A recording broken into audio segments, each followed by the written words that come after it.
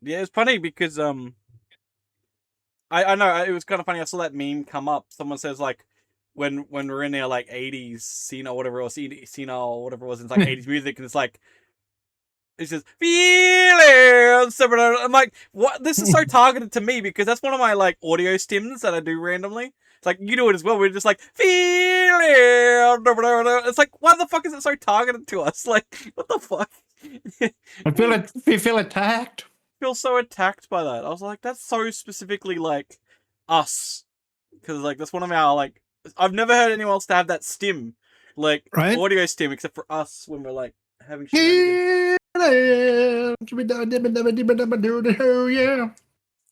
Yeah. There's been a lot of like memes I've seen coming up lately. I feel like the algorithms are getting more smarter because I'm seeing memes pop up in like TikTok and Reels that are very specifically like niche. Like it knows, even when it's like a different background thing, like it just seems to like it's really taking in like the text and then the images and like really targeting the right. Yeah, and it's just like that's scary that it's like it's not just general content now. It's like it knows to target memes.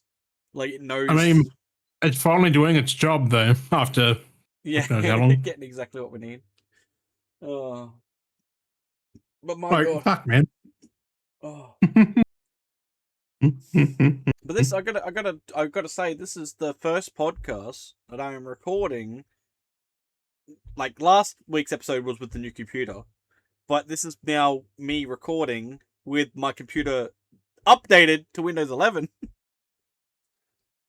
It runs fucking smoother, I betcha. Oh, it's well, mind you, sorting out my RAM issue has made my PC boot so much faster. Not just being that it was newer and updated beforehand when I, upgraded my pieces. It's so much more faster with like actually it responding to the 2 sticks of RAM properly. Yeah. It's so much faster now. Like, holy shit. I thought it was fast. I thought it was fast before, but it's so much faster now. It's just like, it just says little microseconds. Like in the 30-second range now, wouldn't it? Like just not even that. Probably even less. Yeah, it's so quick. I'm just like, holy shit. Like, when it starts up, like, it starts up and it's boom, like, load screen, boom, straight onto the desktop. Like, beforehand, it goes process, you see, like, the motherboard load screen, kind of, like, the logo thing would come on, and it would, like, do its process and thinking and stuff. And now it's just like, bang, bang, and it's like, there it is. Like, I was like, holy shit. It's like, did I even good, isn't it? Like, did I even turn the computer off? Like, it's just so instantaneous. Like, oh, so good. I love it. It's nice having a responsive machine. I just got to go through now and upgrade my upgrade massive.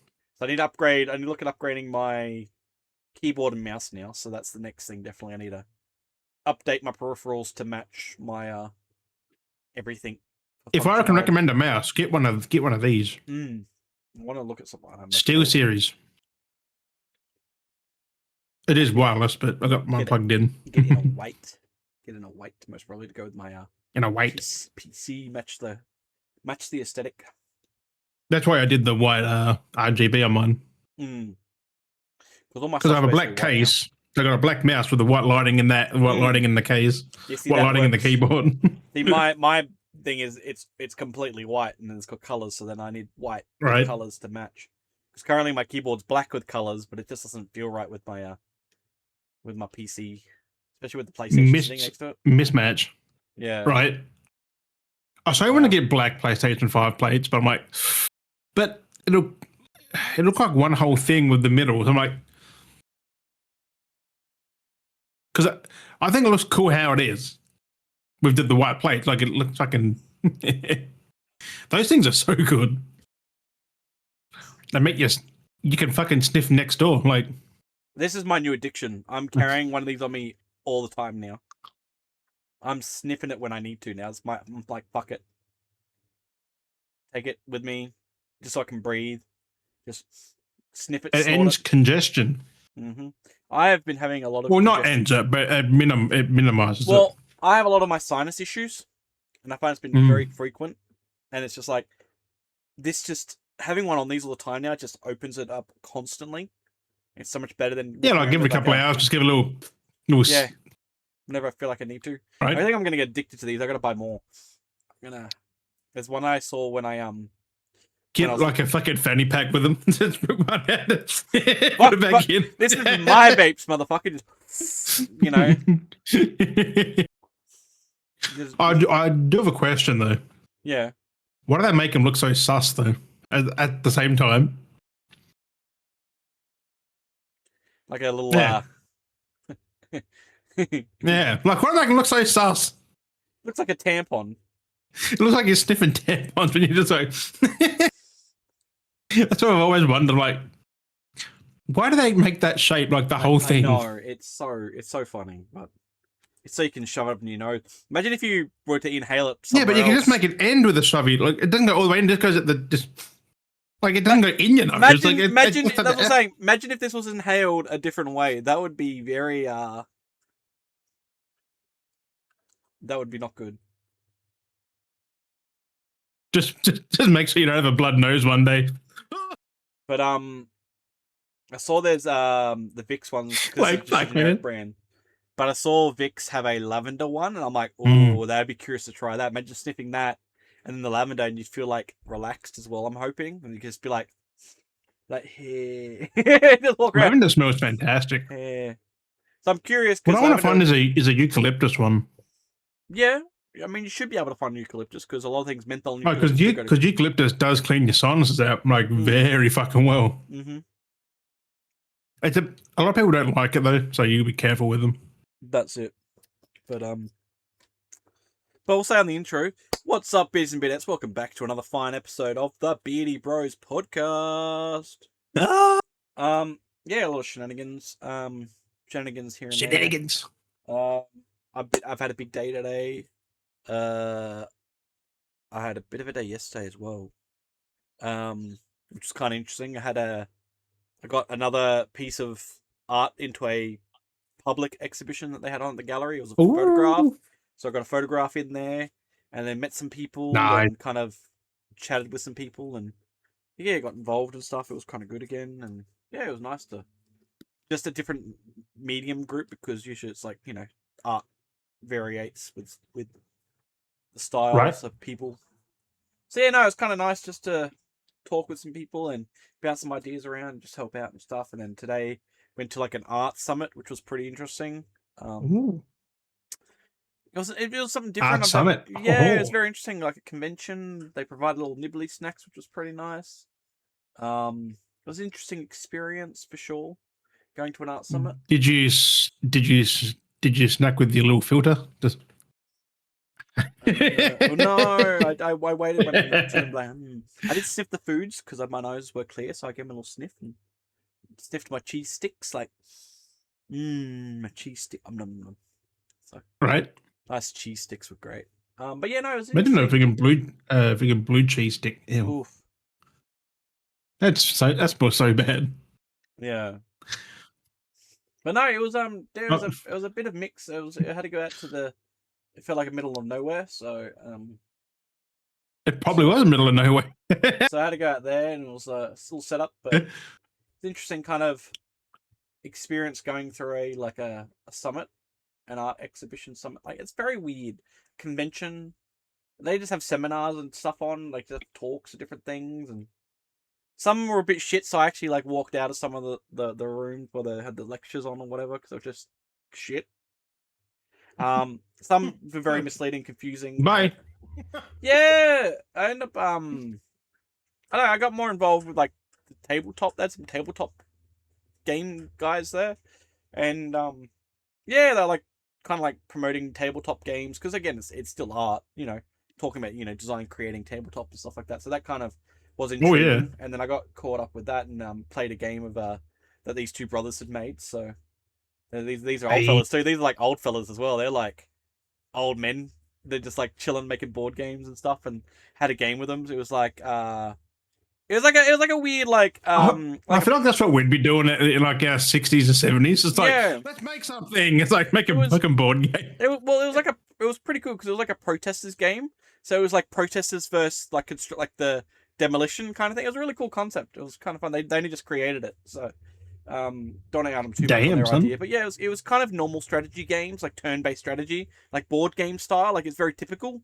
You take a turns. Each side takes a turn of attacking and defending. So it very base forward strategy tile defense Yeah. kind of game that they came up with. So it's like the concept is pretty normal that Like Battleship. existing, kind of. But yeah, it's just any kind of normal strategy game, like any actual strategy game, like turn-based. I feel Battleship is the ultimate board game.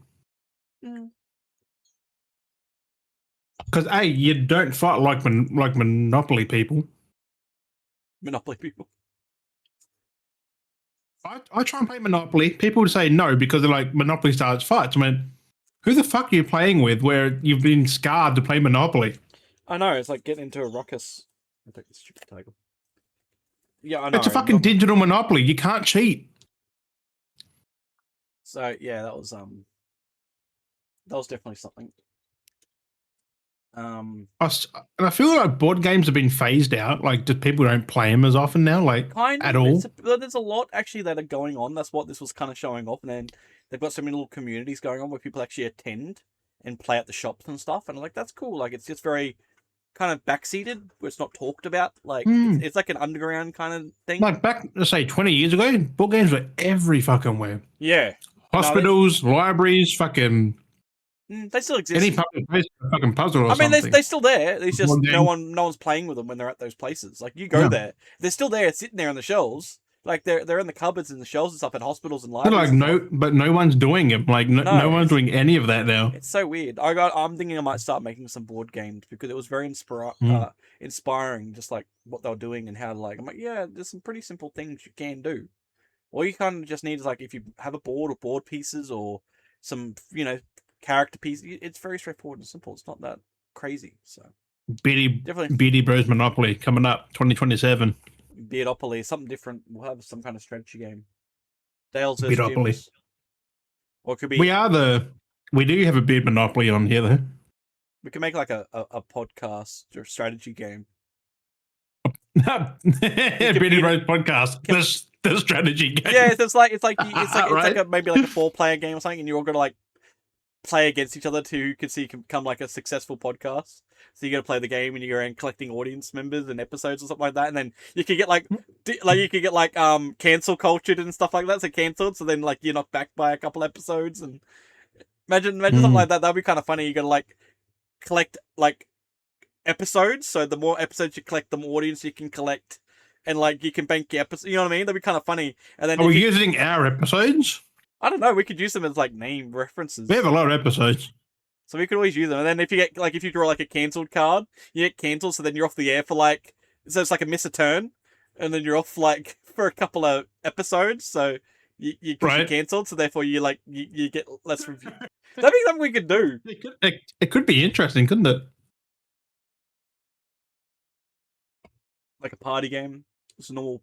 Because you have the 4 people. We can put like the OG guests like Wookie and Juddy as a different like hosts. Like we can make not Mean Bean, but it's just like there's the different teams like the Beardy Bros. It's like the Bogan Yak podcast. It's like MK. No, it would be branding, so we couldn't call them MK. But like, imagine.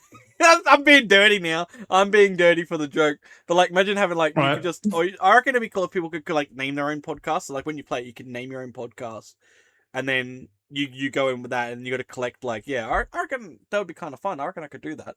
Collect episodes, and then you could trade like every 10 episodes. You could trade in. You could get like 20 followers. So then you can bank up, and you could like trade in your episodes for followers. And yeah, I reckon that could work. There's Inception behind you. Inception. No more Inception. It's gonna get dark soon. But yeah, no, it was too bright as fuck here. Oh, let me close it. No, but it was like, a good I'm still up there with the angels.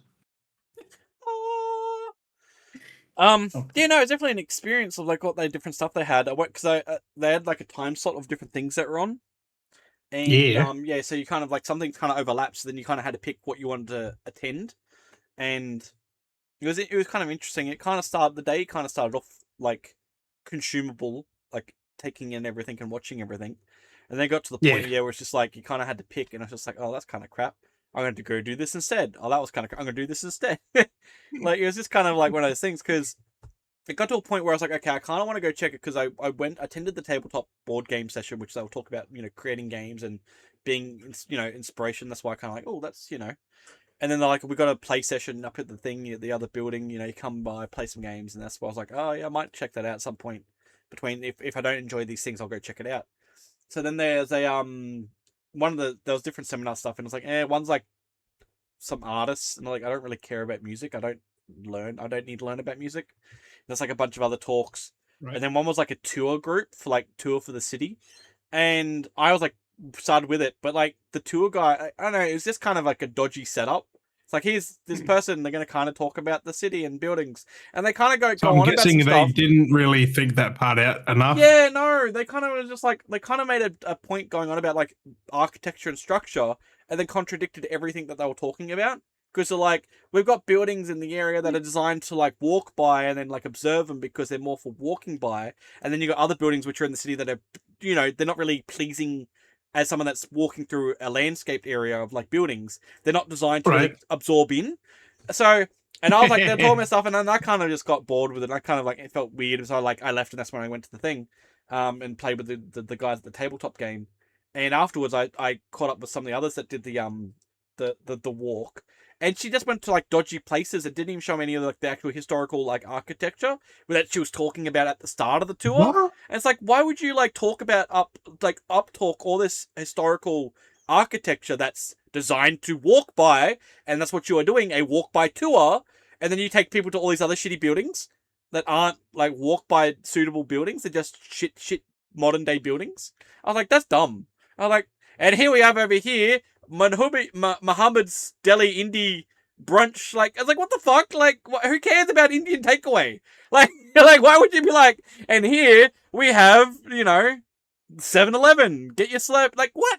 Like, I want to know about the old church or the old courthouse or, like, fuck me. That's like saying, "Hey, Dad, I just got a new fucking phone, but have you seen this? Like, look at this." No, talk about like, what Well, the no, fuck? yeah, well, there's that too. It's already be like, oh, the modern, Like, I don't know, just something silly. It's just like, why would you hype up old architecture and be publicly proud of like the architecture just to not look then at the talk about architecture? takeaway. Yeah, well, not even to look at the architecture. You want to look at shitty takeaway architecture. It's like, I want to look at the night. That's like, thank God I didn't wander around with them and look at that bullcrap. It's so dumb. And it was funny too. When we were there was like a section, like it's an open plain section when we crossed the road, and I laughed. I was like, what? That kind of like gave me the red flag because there's a plain area. We all walked up this hill, Oh, and we kind of like walked up this little tiny hill to get to the spot she's talking, and then so there's a plain space. So she walked down, walked around, and then walked back up the other side. When she did that, I'm like, you literally could have just what the? walked straight across from where we were. You could just walk straight across. Yeah, like it's a flat plain, like cemented I undercover guess they got to area. look busy. I was just like, once she did that, I'm like, you are wasting people's time, and like this is like dumb. You have no idea what you're doing with the tour group. She's not really talking loud enough. Like, it was just so much. I was like, thank God I left. I was like, and I enjoyed myself playing Fuck like that. with these old fellas playing a board game and learning the board game and stuff. And yeah, it was pretty good. But That's I was That's just like, that's fucked up. it's just so dumb. Did anyone else leave? Leave that fucking. I think they might have. I think a couple did. But it's just like, that's just such a Whoever waste. stayed there probably didn't. They probably weren't paying attention, so they probably didn't care. Yeah, that's it. Oh, what's this?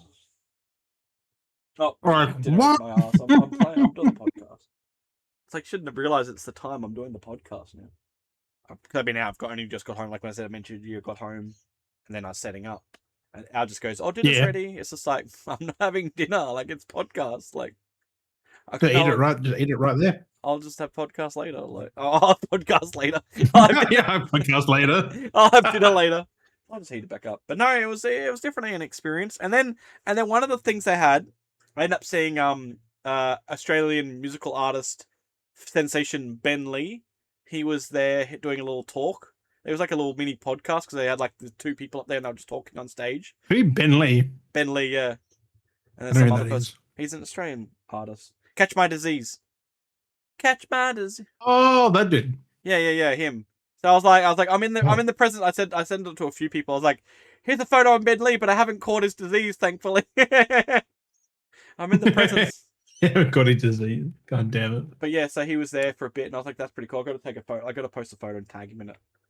We talk a few. Oh, that dude. Yeah. I, I've conversed with him on his post on Instagram or something a few times. So I got to like tag him in a post because yeah, we've conversed a couple of times. I was making jokes about it today to a few of the others. So it was kind of funny. So I got to tag him in it and talk about it. But yeah, then there was like Right. that. Then there was like a little like a beatboxing kind of performance choir thing that happened. It was really cool. It was like a performance, kind of like an expressive performance of reflecting on the coal mining history of that region. Oh, So they had like this yeah. cool little like beatboxing. There was Tiny Tim. Beatboxing the coal Yeah. mine. Yeah, like this kind of beatboxing That's so random. performance dancer, and then there was a choir and stuff. So that was there. That's you think that's random? That wasn't random at all. So you got to think this is an auditorium kind of space. They set up chairs, extra chairs for people to sit down. And that's still pretty fucking random.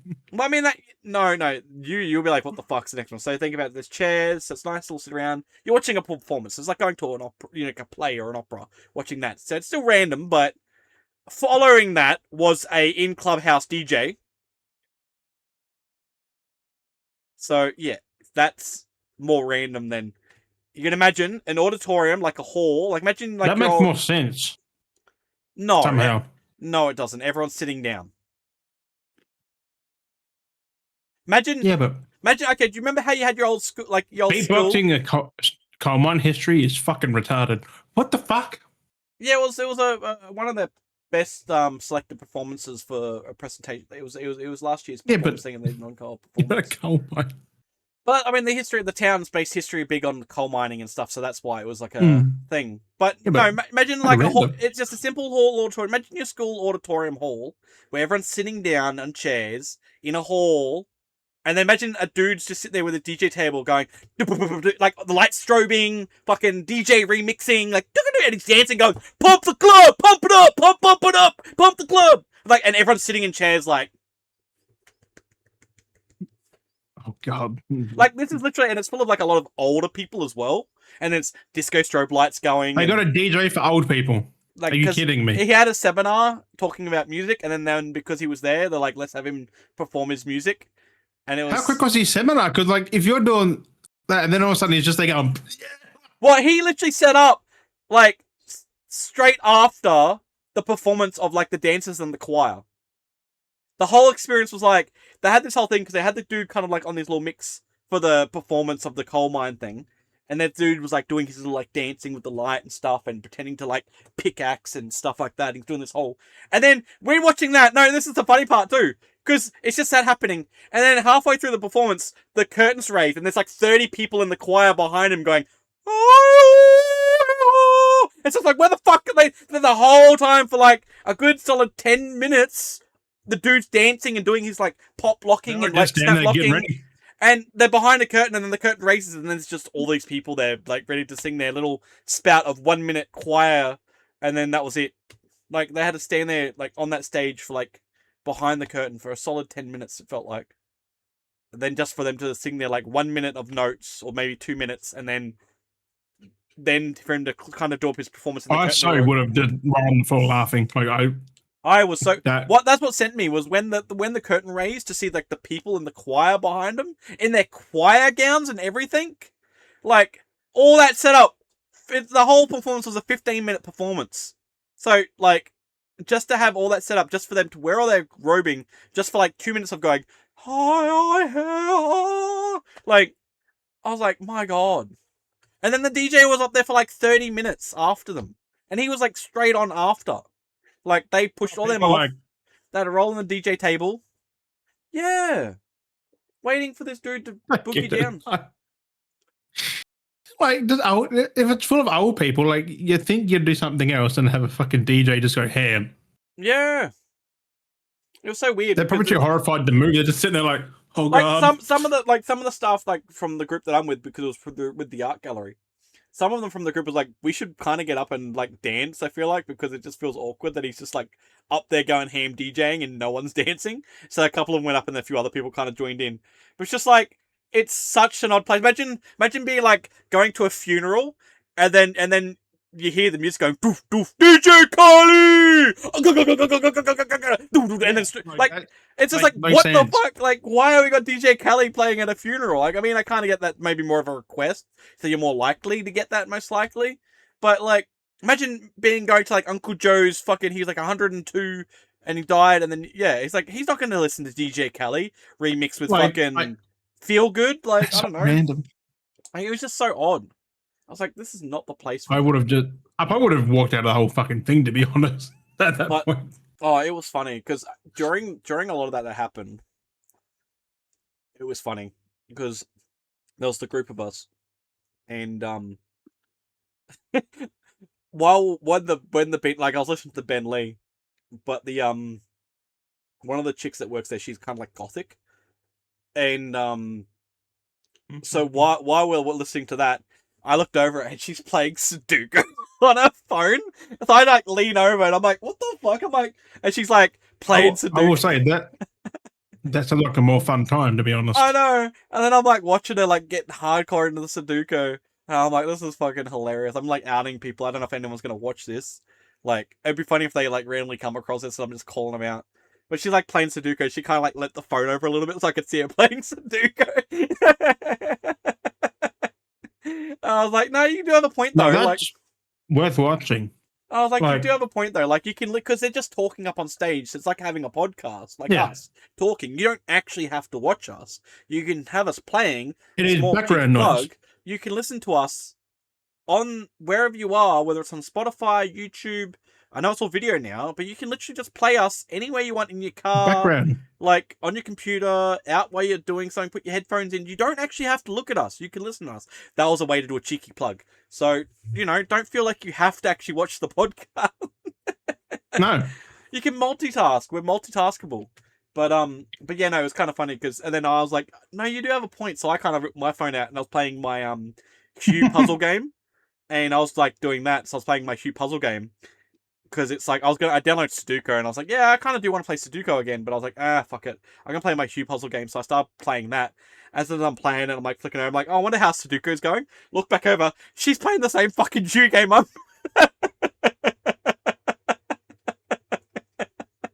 like, I actually gave up on Sudoku pretty quickly. God damn it. I was like, wait a second. I'm like, oh, okay. I'm like back to mine, doing the podcast. I don't have any games on my phone. I was like, that's fucking hilarious. And then I look back over and she's playing a different game. Because I was like, in between, I was like... Just going through games like... I got mad with she gets bored of one and goes to the next. Yeah, because I got bored of my Hue games, so I started getting ads. I was like, oh, for fuck's sake. So I ended up closing that down after a while because I was playing and it kept getting more frequent ads pop up. And I'm like, fuck this. And then I went to my skateboarding game on my phone. So I'd like started playing skateboarding. I was like, fuck it. Listen. I was like, all the I other have no games. I've gone through and started deleting games off my phone because I used to have the 8-ball, like just that boy. That game was so good. A lot of the games I have, a lot of them I don't know why. They've been on the same phone. But a lot of them have, like, I guess maybe because of updates, they've reset their progress because updates have changed. Oh. And I'm like, fuck this shit. Like, I made progress on a different version. They've now updated, and my story progress is wiped. I'm like, why are you wiping my story progress because you've updated? Like... Just carry it over. Yeah, like, just continue on because of story stuff. And I'm like, fuck this shit. So I go through my apps now. If any of my apps have reset, and they haven't stored my login when I've created login accounts and stuff, I just delete them now. I'm like, well, I'm not starting from scratch again. Like, why do I need to start? Unless it's a puzzle game, like a Sudoku, like, that's different because it's a Sudoku. You can never not have Sudoku. You know what I mean? Like, they're always, so that's, or a crossword. But those stupid, like, quest story puzzle, like, they annoy me. If they reset, like, those merge ones, like, stuff, I'm like, nah, fuck off. Like, there's too much progress you can put into them. Fuck that. But no, it was pretty funny. So yeah, it was just like, I get it. Like, it's kind of multitasking. Like, yeah, why not? Because it's like, I sit there going, like, you're not involved, and it's just people talking. Like, you don't have to watch. No, that's why there's other things around that. Like, you can go do whatever the fuck you want. But what I was thinking when it was funny, when I was watching her play the Sudoku, it made me think of the short form videos where, or not necessarily short form, but you know sometimes on on like TikTok and stuff like that, where they have like a video of something playing and then there's like another video playing and they mash them together, where like someone's playing a game, or it's like, you know, Subway Surfer and shit like that, and like people are like having a cooking video and stuff. Like that's what it felt like. It's like Minecraft, Subway Surfer, yeah. fucking. Like it literally felt like that. Like I'm listening to Ben Lee, I can see him in one side of my vision, like over here, and then down here I can see Sudoku being played, and it felt like I'm living a live action experience of like that IRL, being like I get to watch Sudoku and then have this, and I'm like I can look at both. Right. It was funny as I was like, this is hilarious. And then you can hear the DJ off doing his own thing over the other side. Oh, and then yeah, like I said, that was a later point. Everyone went off and danced, and I was like, yeah. I just sat there and they all got up and danced, and I was like, okay, if you want to. I'm like, it doesn't feel like the right environment to dance. Like I need to either be a little bit tipsy. Having a DJ in general, like having talk and then not do that, like, because he'd be doing that and there'd be no one just until they did it. Well, like, he had to talk, yeah, because he had to talk earlier on in the morning, talking about like being in the music industry and like being a DJ and like how he does apparently like how he talks about like his format and stuff like that. You know, it's kind of like educational in a way, but then being like, well, we need to like you can talk about it, then we kind of want to see you do it. But it's like that's very odd to have. It's a very mixed media like thing because you've got like different varieties of artists. Then there was it was actually one point was really cool. It took me out of place. You already got Ben Lee. He can do the same fucking thing. Like, yeah, well, ironically enough, he did his talk there, but while he was there, because later tonight at that place, he's actually got his gig on tonight at the same place. Oh, yeah. So he's actually doing his like tour. That's one of the. So he's doing his speech, and then he's doing his show later, and then move to the next town. Yeah, so he's doing it there, so it's kind of cool. Right. But yeah, no, that's why I was kind of bummed about the tour because they talked about stuff, and I thought they were going to talk about like coming back to the tour thing. I thought they were going to talk about like the local art, and they didn't. And like I said, the fact they ended up not covering any of that, and it's like that kind of you've got so many. You up that the city has like all this local mural art and stuff, and then not take anyone to it. Like it just seemed very because it makes sense. That's what I thought they were going to do, and then yeah, that's what I was like. Oh, thank God I bailed on that because yeah, it was just. Oh yeah. Just wanted to come back to that and say that again. But yeah, no, one of the points at the start of the show, of the whole, like, welcome into the show and stuff, like, welcome everyone in for the summit and stuff like that. They had a dude come in, he was in his electric wheelchair, so I don't know what he has exactly. But he was belting, Pure Imagination from, Willy Wonka. Charlie on the Chocolate? Yeah. One of them. I don't yeah, it's just like building up. I think it's Willy Wonka. Yeah, so he had like that note playing, and I'm like, paradise. If you, yeah, but you know, yeah, it's that one. Yeah, that's Willy Wonka. But you know how it starts off where you that, like that little ding, like the ding, ding, ding, ding, like that weird ding noise that played for a bit, and he was kind of like introducing stuff. So I'm like. I thought it was like a weird thing. I'm like, because he had like a little monologue at start, and I'm like, this kind of like the song because it was a very weird mixed monologue tone at the start. But they had that little key as soon as they had the ding, ding. I'm like, this is sounding like Pure Imagination. But he was like talking and like welcoming everyone in to like to the summit and like the convention or whatever, and then like all this kind of stuff. And then I'm like.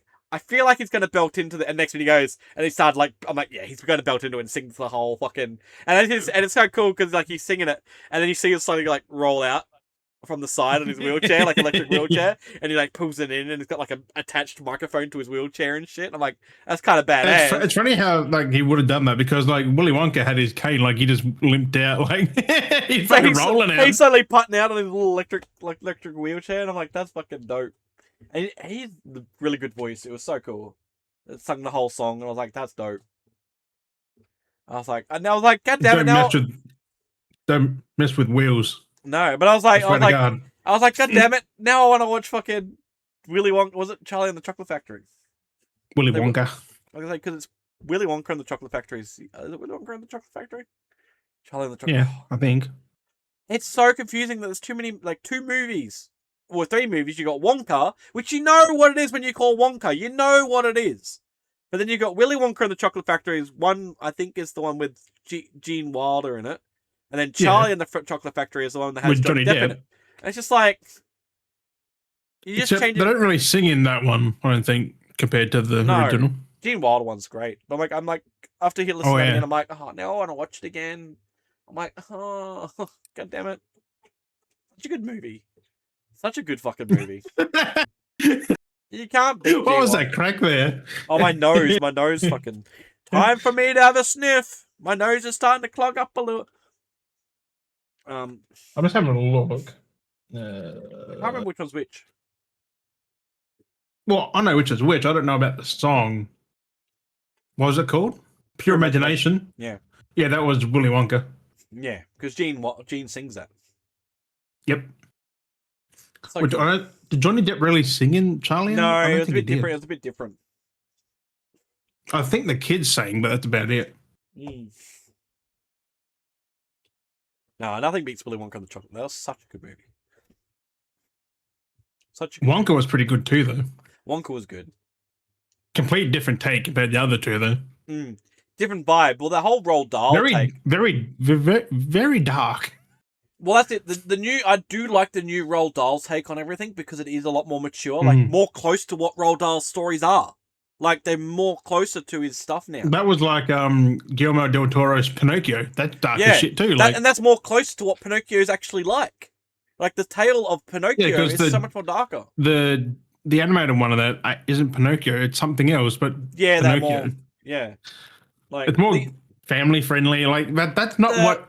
The original cartoon one is still like the original Disney one's close to what Pinocchio is, and then Del Toro's one is very, very accurate to the original story. But all the other Pinocchios they've done, I'm just like, what the fuck? Like they're like that animated live action one they did was just like it's like that live action fucking Dumbo. That was dark too compared to the. They made that because they had the extra. They started adding in the human element to it. So they really showed more what was going on. Like, mate losing his arm and stuff, and like they talked about all these things that happened. Which is why I can't forgive their Lion King. That movie is just shit. That live action. I know because you look at the cartoon of the Lion King traumatized you, and one of those key traumatizing moments they kind of only that one scene that gets you into like fucking Mufasa going down. Like, and then they basically censored that moment in the live action. They like cut the sequences so you don't really see these things happening because you see him fall. In my memory of the cartoon, you see him fall and you see him get trampled, and then but in the live action it just cuts, and then you don't get. Well, he doesn't get trampled because he's dodging through them, and then they overwhelm him. Like like you see all that happen in real time. Like he's dodging, and then he gets hit once, and he goes like. You don't see that in the live action at all. Yeah, it's so cut down. It's just like I fucking hate it. And then they did a prequel in live action. I was like, yeah, because the cartoon was like that as well. They did that with the card, but I mean, like, but the live action sequel went back, but the live action was just half-assed. That's the same as the Jungle Book. I don't know. I mean, the Jungle Book live action was like okay, but the Mowgli live action, like the Mowgli story, was so much darker. Like the Mowgli Jungle Book story was so fucking dark. Like. Was that just a movie called Mowgli? Yeah, it's just called Mowgli, yeah. It came out, it ironically came out around the same time as Jungle Book. That's weird. Like, they're the same fucking thing, really. Like, yeah. That's why they called it Mowgli. Except one more focuses on Mowgli, where that one is a bunch of characters. Yeah, and then they didn't have the musical because it was like Disney. Disney was musical, has all like that, all that kind of fun stuff. And then didn't Jon Favreau do the Jungle Book? Yeah. I watched the movie. I couldn't stand it though. Was Circus that did Mowgli? Maybe because he would have played the monkey. I think he had input on. I think Circus ended up having input in Mowgli. I think it was Mowgli. 2018. Fuck you, damn. Yeah, Andy Serkis. Yeah. Well, that cast is stacked. Mowgli was like Andy Serkis, Christian Bale, Kate Blanchett, and Benedict Cumberbatch. Yeah, I think that is that. Mowgli was so much more darker. Mowgli, Legend of the Jungle. because they couldn't Andy do. Serkis directed it, Yeah, it's and kind he of funny. played Baloo. It's kind of funny that they both had like a stacked cast. Christian Bale played Bagheera. Oh my lordy! I haven't seen that one. That cast is stacked though. Yeah, it was Like definitely Christian Bale in a movie like that is something different. Rohanya. Yeah, Bagheera. Yeah, Shere Khan. Be hot. Hey, The Jungle Book 2. There's a second live action one. Oh god. Got Bill Murray, fucking Oh no, Christopher okay, so the Jungle Walken, Book Idris came out Elba. Okay, so What the yeah, fuck? they came out 2 years beforehand, but still, it felt so close Yeah. together. But yeah, John Favreau, yeah, the Idris Elba, Shere Khan. Like, it's just so funny that we Bill had like, Murray, Ben Kingsley. Like, what is that cast? I prefer the Andy Serkis one, to be honest. yeah, it was so much more to it. It was so cool. Like, I did like the Jungle Book live action. Like, mind you, that was still good. Like the Disney one, it was still pretty good. But Mowgli was just so much more like, oh shit, like, fucking yeah. When are we going to get a live action Mickey Mouse? Well, we've got one, the knockoff horror movie. Oh god. Maybe. No, But that's if you- freaking but- Steamboat Mickey though. But if you were to do like a live action Mickey Mouse, like what would you do? Would you be like Fantasia, like do a live action of Fantasia? Because like and then he's like doing and he's like magical with the brooms and stuff again, like That'd be pretty cool though, wouldn't it? and then it wouldn't necessarily be live action. It'd be like Lion King all over again, but that'd be like just seeing Mickey Mouse would be such an uncanny. Yeah, valley it's Mickey Mouse is literally a little mouse because they used real animal like things. Ratatouille, like Ratatouille, it's just a black mouse with Right. pants on. Little Ratatouille with And his pants head on. just. Squeak, squeak, squeak. Oh, that'd be fucking weird. How the fuck would Goofy look then? Oh my lord. I don't know. Proportional scaling would be so off. Yeah. There's a balance with live action stuff between everything. Donald Such a Duck. balance. Oh god, it's literally just like a dog, a mouse, a duck. Right? You definitely can't put that in the live action. It just wouldn't work. No. No way. It's just yeah. Lions make sense because they're big. The Jungle Book made sense because they're big big animals. And Mickey doesn't. It's like a Winnie the Pooh. You just can't. Yeah. Imagine Tigger being an actual tiger with one wing on his tail.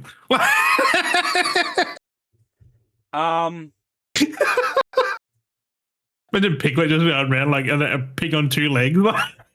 Oh. This little fucking mini pig. I mean, we have had That's what Pooh Bear is, though. Winnie the Pooh's only a little small bear. Well, we've actually had a Winnie the Pooh live action. It was called Christopher Robin.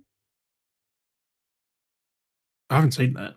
And then basically, I think Winnie the Pooh was more of a teddy bear. So he was small. Come on. It was like the toys had come to life kind of thing. So I had the animated and the live action in the same thing. Yeah, it was a good movie. It was a good movie. Yeah, he was as tall as your knee. Like, what the fuck? Yeah, because he was a small little bear. So was Tigger. He was as tall as your knee. Why are you so small? They're like plush, like actually like the toys, because that's what they were. They're actually based off toys. Like that's what they were. They were toys that came to life. It was like a Toy Story kind of situation. It was a little part of his imagination. And Ewan McGregor, I think, in it. Yeah, Ewan McGregor. Yeah, it was really Haley Atwell. He plays Christopher Robin grown up. Because there was like the whole thing of like him playing with, like in the cartoon, it was like Christopher Robin playing with when he was younger, and then basically it's him growing up. It's like Toy Story. It's basically Andy growing up and then refinding his toys again, and then living through that imagination where they weren't, it was like actually the Toy Story experience where they actually were alive. It wasn't just the imagination; They actually were alive. It's like it's a really cool concept. I'm like, yeah, it's really cool. Like I feel like they should do that with Toy Story. It would be kind of cool. I was thinking about though the progression with Toy Story. Have you noticed that it feels like Why was Eeyore killed? Who the fuck killed Eeyore? That was in trying to the Google things. that was in the horror movie. I think it was in the Winnie the Pooh horror movie. Eeyore gets killed in it. Yeah, killed and eaten by Pooh, Piglet, Rabbit, and Owl. Yeah. He got killed in the horror movie. It's messed up. They were starving after Chris Robin left for college and resorted to cannibalism to survive. The horror movie's cooked. I haven't watched it, but yeah. Oh, what the fuck? But they killed Eeyore. Yeah. So When he is the depressed one, that makes sense. But you chicken crimpy. like, I liked Eeyore, but I didn't like him because he was so just negative and sad. I was like, fucking hell. Oh, don't worry about Tigger's me. my favorite. Energetic. Just, but it was so all the different emotions. I was just like, don't worry about me. It's just the depression again. I'm gonna stay at home and drink my sorrows away. It's like, and Tigger's like, we gotta go. You know, like he's like crack cocaine, like. Yeah, and Piglet's the shy one. Scaredy cat. Yeah, the shy. Scaredy shy, like. And then Pooh was just. And Pooh's the hungry one. He's just hunger. He's glutton. Tumbly. Yeah, tumbly. Oh dear, my I got a rumbly tumbly. Like, they look so small compared to a person, though, which they're not that small. Kind of are, kind of not. I don't think not that small as a knee. Like, right? Like Piglet's only up to your shin. I mean that makes sense. But like Eeyore is up to below the knee too. Like, nah. I mean, if you see how tall Christopher Robin was next to him, they came kind of up to his waist almost, and that was him when he was like a kid. So you got to think about when he gets older, he's gonna become taller. So Peter Capaldi was Rabbit. Pescioldi, Peter Pescioldi.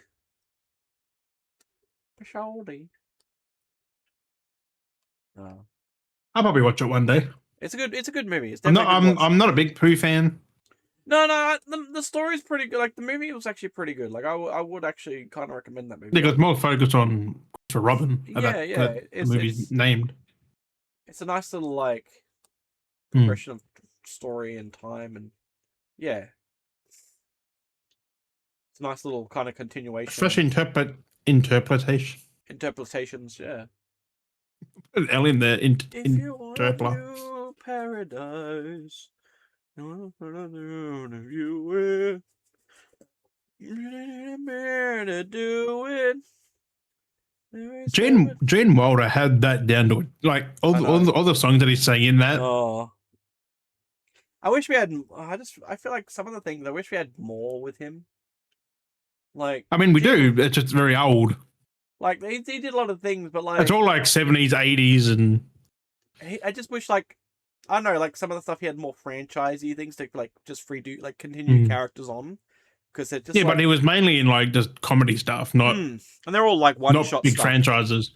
All one shot, like your Willy Wonka and what was that one where he's with a blind guy? Like what's that one? Fucking you got the deaf and the blind guy. Hear no evil, speak no evil. With Richard Pryor. He did a lot of movies with Richard Pryor. He did that one. There was a couple of others he did with him. Yeah, because they were like fucking best buds. Richard Pryor was another good one. He did a lot. He was funny. Gene Wilder and Richard Pryor. Fucking Gene Wilder's probably up there for like number one of like comedy. Yeah, he was really something. He just had that. Like he had proper comedy, not what we got now with like it's forced comedy. I know, he just had he was being serious, but it was funny. Like he was just telling someone off, and you just start laughing. Like he had the physical comedy. He had he was expressive, but he could like he had timing right. He just could present things like just the way he did everything was just he was really good. Like they always get me when he's like talking to the fucking blind guy and just yelling at him. Like, and Richard Pryor was the same too. He was really good with his comedy as well. Like that's why they did so much stuff together, because it just worked. They did they were just such good. They bounced off each other so fucking well. No, it was great. Yeah, see no evil, speak no Which evil. is like, sadly, we don't get it anymore. That Adam Sandler, Kevin James thing. They just went. They've had nothing together since like fucking grown ups. Like, come on, I know, man. and that happens. Like, even though they're still working on the same production company and stuff like that, like they just They're sometimes not in the same thing together. yeah, it's just sometimes just how productions are. So just do different stuff. It's just like it depends if you want to act more. Someone want to do more writing. Someone to do more directing. Like, so they just take the back seat. Because I know Adam Sandler's a bit more like that these days. He's doing a bit more of the directing and writing and stuff. Like, he's doing more of that than And more acting. serious movies now too, which is good. Well, that's as here in between. Like, he's not doing a lot of acting as much, but he does it in No, between. but when you're getting some of his best movies now, like the uncut gems and shit. So, which is weird. That's a Netflix movie that's good. Like, what? No offense to Netflix, but like the movies are pretty shit. Yeah. On the whole. And I mean, it's like that with a lot of streaming stuff because they kind of it does give more access because they're like, yeah, we're kind of a bit more chill with like whatever one of people kind of create. If they're partnered with, Because people just watch it because they're on the site. Like, yeah, so they have like Netflix does kind of allow a looser production of films, so people can go, yep, I want to do this, yep, cool, too easy, and then they just go make it done, call it a day, and then it comes out and it may not be the best because that like it's good for filmmakers to like be able to get an outlet to get their work out there, but it's just like, you know, when certain things have a reputation, it's like, do you want to be branded with that reputation, or do you want to try a little bit better? You know, like there's just all these things. right? It's just yeah. That was actually speaking of stuff like that, getting things onto a platform. It's fucking random. I come home and Al was telling me the kids are watching like stuff on Prime, but it's like YouTube kind of content, and it's on Prime. It's like somehow like YouTubers, I guess, partner with Prime or something, and they get their shows into a show. They get like partnered, Like, branded, that's crazy. and they turn YouTube shows into like stuff on Prime. But it's just like the generic kids shit that it's just like, but they get marketed because they sell themselves basically. So then they go from being on YouTube to being on a streaming service, and then it's just like stupid shit like Ryan's World goes from being a YouTube channel to being like a streaming show because they merchandise the fuck out of themselves and sign all these contracts, and then they become like fucking Blippy. Because Blippy's another one like a bit like that. Blippy was kind of like more of a YouTube kind of show, kind of style content, even though it's always on TV. I don't know what it is, but yeah. But you know, it's like that. It's like, you know, you start off one thing and then you sell yourself out, and then you become like a fucking a network. You become the corporate slave at that point. You got to do what they tell you. Because that was like Tiny Chef apparently as well. Tiny Chef was like used to be on YouTube and stuff, and then they kind of partnered to make the production a little bit bigger. And I can't remember who it was that they sold themselves to. They were with them, but then that company that they sold through that was partnering between them, they kind of shut down. And then Tiny Chef was struggling because they needed to now find someone, and they couldn't, apparently, I guess, couldn't sustain themselves going back to YouTube. They're still doing like social media content in a way to still keep them to come afloat, to try and get them out to try and find someone to pick them up again. It's like, it's kind of screwed. Like when you're by yourself, or not by yourself, but you have a small team on YouTube and you get the thriving thing, it kind of works. But then you sell yourself to a company and then you're binded, so then you can't kind of go back to the YouTube thing because you become a dependent on having like a team and a studio and like a house. You know, like, it's like being the Beardy Bros. Like, we can do this comfortably in our own places, you know, room and caravan. We partner over, they'll be like, oh, we're going to, you know, get you a building to be in, and you're going to come into the office. Yeah, and you got to follow a schedule, and you got to do this, that. Yeah. Like, basically what happened with Smosh, basically, when they sold themselves to fucking that company. And then they went, but it's basically what happened there. They were YouTubers. They literally just, both of them, Ian and Anthony, just did it out of their house.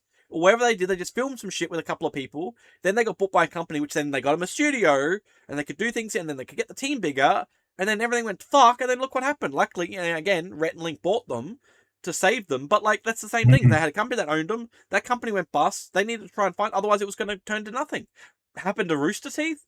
Again, luckily, Rooster Teeth, like, except they're just gone. Yeah. Like, Bernie managed to buy Rooster Teeth back, so he owns Rooster Teeth again. But that was bought by, like, the Warner Corporation, because they were doing the thing. They got to that point, a subsidiary or something of Warner Brothers bought them, so they were part of the Warner Group. And then when that whole Warner Discovery thing happened, that's what happened to Rooster Teeth. Rooster Teeth got the drop because of things being cut off from partnerships, and then they lost their little deal, and then Bernie managed to buy them back. but they just haven't really done much with it. It's kind of just like letting everything stay afloat still. It's like, we'll buy it back so everything stays existing. Because if it got, if they shut down, they would have Except to leave everyone's everything. now doing their own different things. Yeah, but it keeps the content Like I alive. watch Inside Games with A lot of them split off. Lawrence and Yeah. who's Is it Ellie? No, she doesn't do it anymore. Lawrence and What's his name? I can't think of his name. The guy with the beard. Yeah. Fuck me dead. I can't remember now. No, yeah. And there's so many split up. I know. I watch them all the time, but I can't remember his name. There's too many, because even Rooster Teeth themselves took on like so many YouTubers from different outlets because they were on similar tiers, and then they collabed, and then they're like, "Oh, come with us," and then they saved them from shit, and that's why we had all that kind of stuff go on. But yeah, and then like I said, they shut down, and Bernie saved it just to keep the content alive still. Oh, Inside Gaming's still part of Rooster Teeth. Yeah. It's just that's what I'm saying. Rooster Teeth, like that's why Bernie took back Rooster Teeth, so he could keep everything afloat. Because if he didn't buy it back, literally everything would have gone in the wind. It could have just been lost and deleted and no longer existing. You know what I mean? So it's just to keep it all afloat so that content can still exist and it can stay up. How companies can just do that to you? Yeah, that's why it's like kind of bad to sell off to someone. Like it's fun. Bruce Green, that's who it is. Bruce, fucking awesome dude. Bruce, but like him and Lawrence have that show. They used to work on for YouTube. because was it like G4 or something they used to work with back in the day? No, I don't know. There was someone they used to work with, and then they hired them, and they got them on for Funhouse. They created Funhouse when they joined the team, but they used to be like part of G4 or whatever it was. Yeah, because he had no,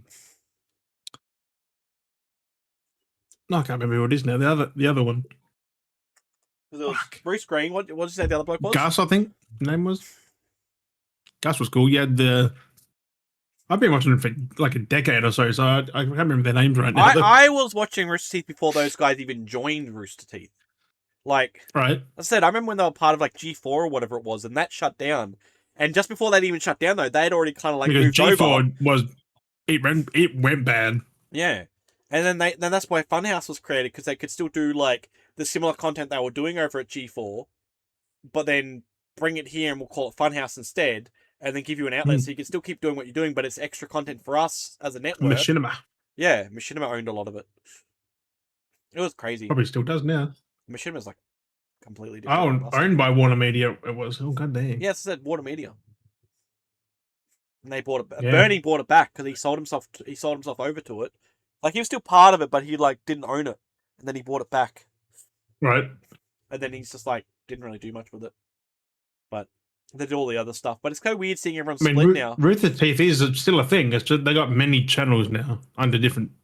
I kind of hate they have way too many subsets because they literally have way too many subsets. Like they made so many different outlets, shut so many outlets down, created more outlets. Like it's fucked. Like they had so many different sub shows, like because it was just like Rooster Teeth and then Achievement Hunter. And then they had like the Funhouse to it, and then they made like so many different subcategories. Like it went Cow Chop. Like this, and then they had like the Rooster podcast. Sugar Pine 7. Yeah. The Creatures. Game Attack. Kind of Funny. Well, Kind of Funny is still a thing. Yeah. JT Music. The Yogs Cast. The fuck? I feel those have been disbanded, but the Yogs Cast. What's the Yogs Cast on that? Yeah, Achievement Hunter still apparently a thing. Yeah. It's just crazy. Funhouse is still a thing, I think. But that's it's why like gaming, Bubba. Oh, that's called the No. That's right. Yeah. It was rebranded in 2019 to Inside Gaming. Yeah, Animation. So it was wild. All the people are still there though. That's the crazy part.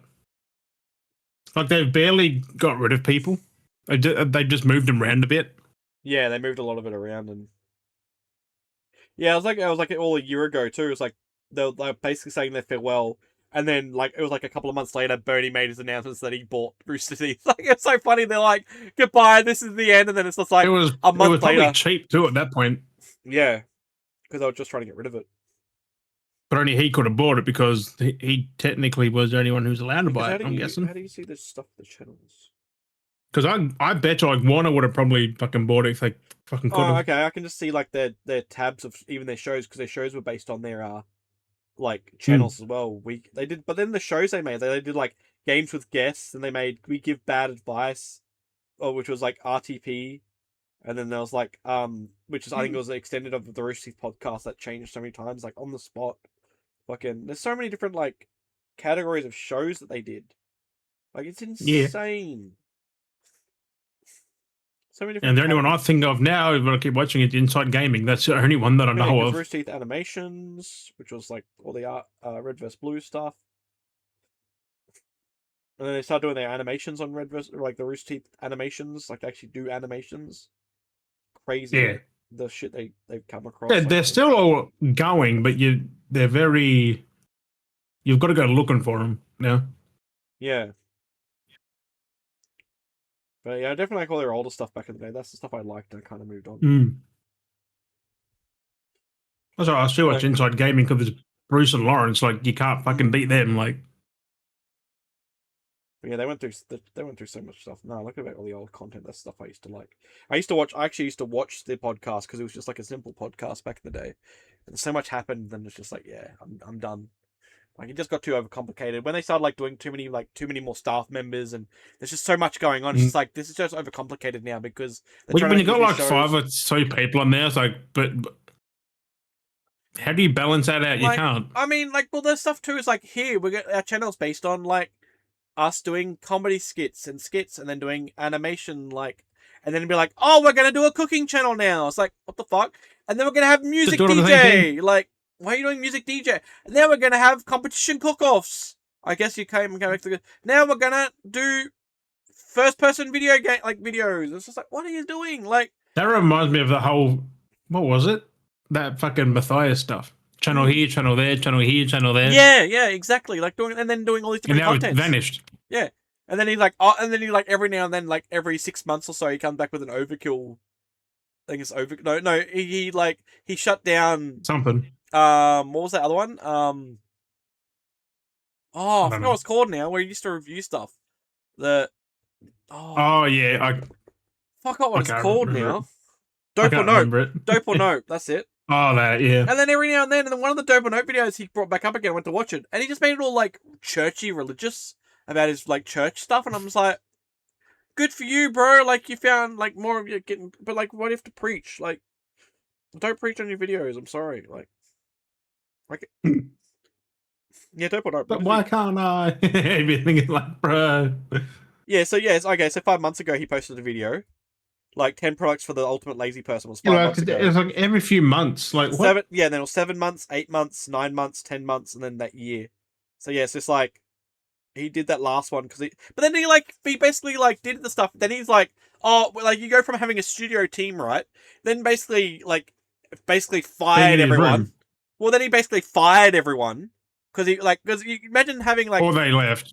yeah. So basically, he had the thing, they got growing, and then I guess the traction changed, and they're like, oh, everyone's going to start leaving, and we're going to start changing and reshaping, and then This is why you don't follow trends. yeah, and then basically Just do what you do best. people left because they liked what they're doing, but they wanted to kind of pursue their own careers. So they came from doing what they're doing to then leaving to go somewhere else, and then being like, oh, all the stuff's leaving. Oh, what's the point of having a studio anymore? Might as well sell the studio. Stop hiring, stop hiring the studio out, and then fire whoever else is left because it's not going to work anymore, and then go back to the original Makes no content. sense. Like he had this whole business model, and then he reverted back to the original ways of doing stuff, where he has fucking his brother and fucking was it Brian? Like literally went back to like being the three. Like that's the funny part. It started off as the three in the room, or him in his room, then the three in the studio, then everyone else, then back to them, and then back into it. Like it went like it did a full like revert backwards. Like It was full circle. yeah, like it was just so random. I miss the old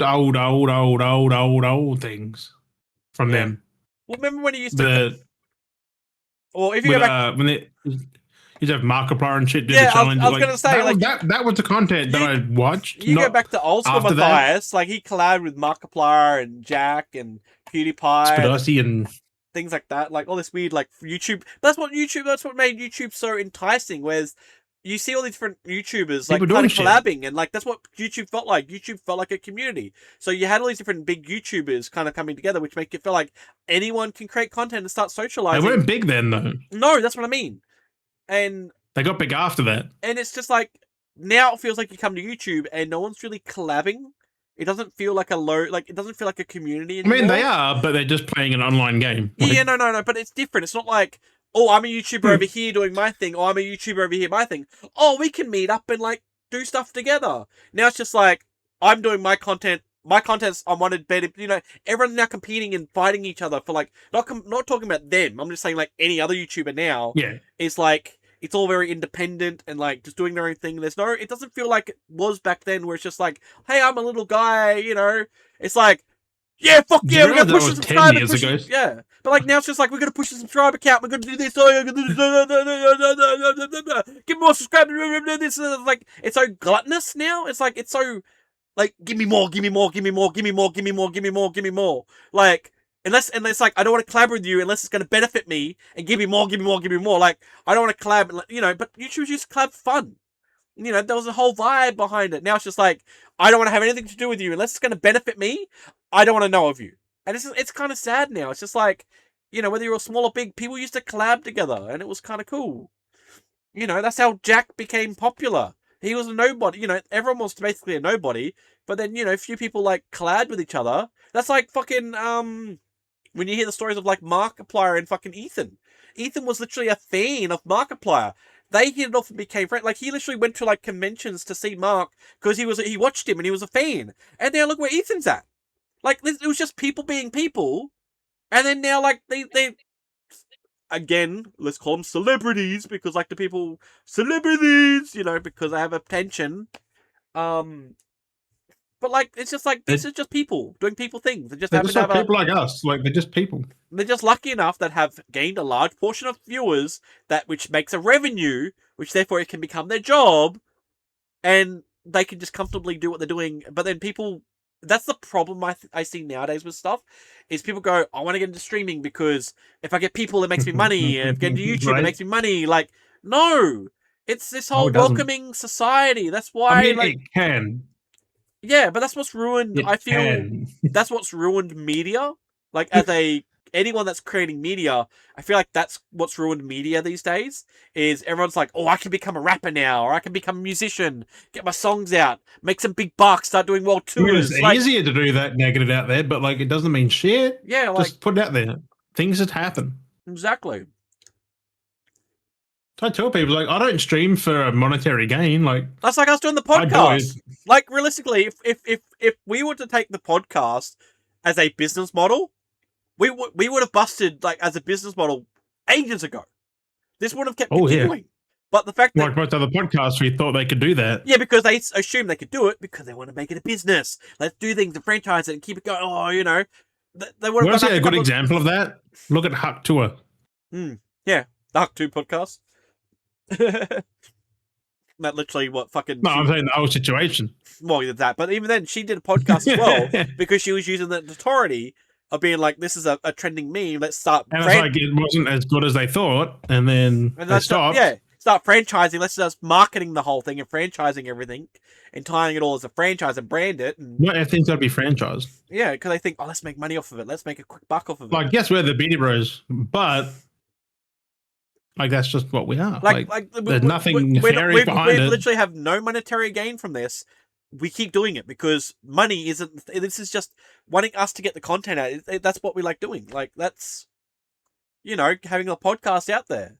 Like talk about shit. Like exactly. Like we're not funded by a monetary gain. This isn't a business for us. This is literally conversation. We like to talk and have it out there. Like I know we belt it out a few times like a dead horse. We talk about this, but like there's a difference between, you can see that with people when they make content, that a lot of these YouTubers make even series. They're trying to do shows because they're trying to make it like a content that they think is going to take off. But then it doesn't work out because their series doesn't make views. So then they go, oh, it's done. Like I made like my YouTube. I've just recorded games, put them up. People watch them. They watch them. Like that's like me. Like on my YouTube, I did my chit series. Like I wasn't expecting the first video to blow up like it did. Subsequently, a few was like blew up and they kind of went lower and lower. But I stopped doing that because it was too demand. Like it for me, it just felt too demanding creating that content. I didn't stop because the viewers got low. I just felt like it was just No, becoming too much work, and like how much do I keep beating this joke to its, right. like even if it like even if every video that I kept posting kept getting 20, 30,000 views, like there's only so much I could do with that. Like it gets to a point where certain jokes and That's why bits can they've only slowed down as well. Like, they got their third season because coming like back soon. you don't want to repeat anything. Plus, you don't want to. Well, that's why I felt the first season was great. The second season I didn't enjoy too much because they made it too mainstream. The videos got longer. They added too much story to it. Where the first season they did, it's just random shit. Like there was nothing to it. There were just random bits, It and they was fucking started. hilarious. And then towards the end, they started adding a plot to it, which was kind of funny. But then the second series, there was too much writing going on. It felt like there was just way too much story, plot. They made it too connecting. Oh no, I didn't laugh as much as the first one. Yeah, because literally every episode literally was an episode. It was like part 1, part 2, part 3, part 4. Where season 1, part 1 didn't connect with part 2, part 2 didn't connect with episode 3. Like none of them connected. They were just random They're just random bits. tiddly Like, bits. Yeah, and that was funny. Like they were all little one shots. And then there was like maybe like a little reference that connected back to like a previous episode, but then it went somewhere else. Like the little things here and there. But yeah, that second season was just way too much like 1, 2, 3, like it all tied together. Like it was, yeah. And I didn't enjoy it. I kind of turned away from it. But yeah, they got their third season coming back soon, so it's gonna be interesting to see where that goes. it's another story-driven one, I bet you. So who knows what's going on with it? But they're I'm feeling slightly attacked by their teasers they've been dropping. I'm feeling attacked though. It's attacked. What? Because they're like the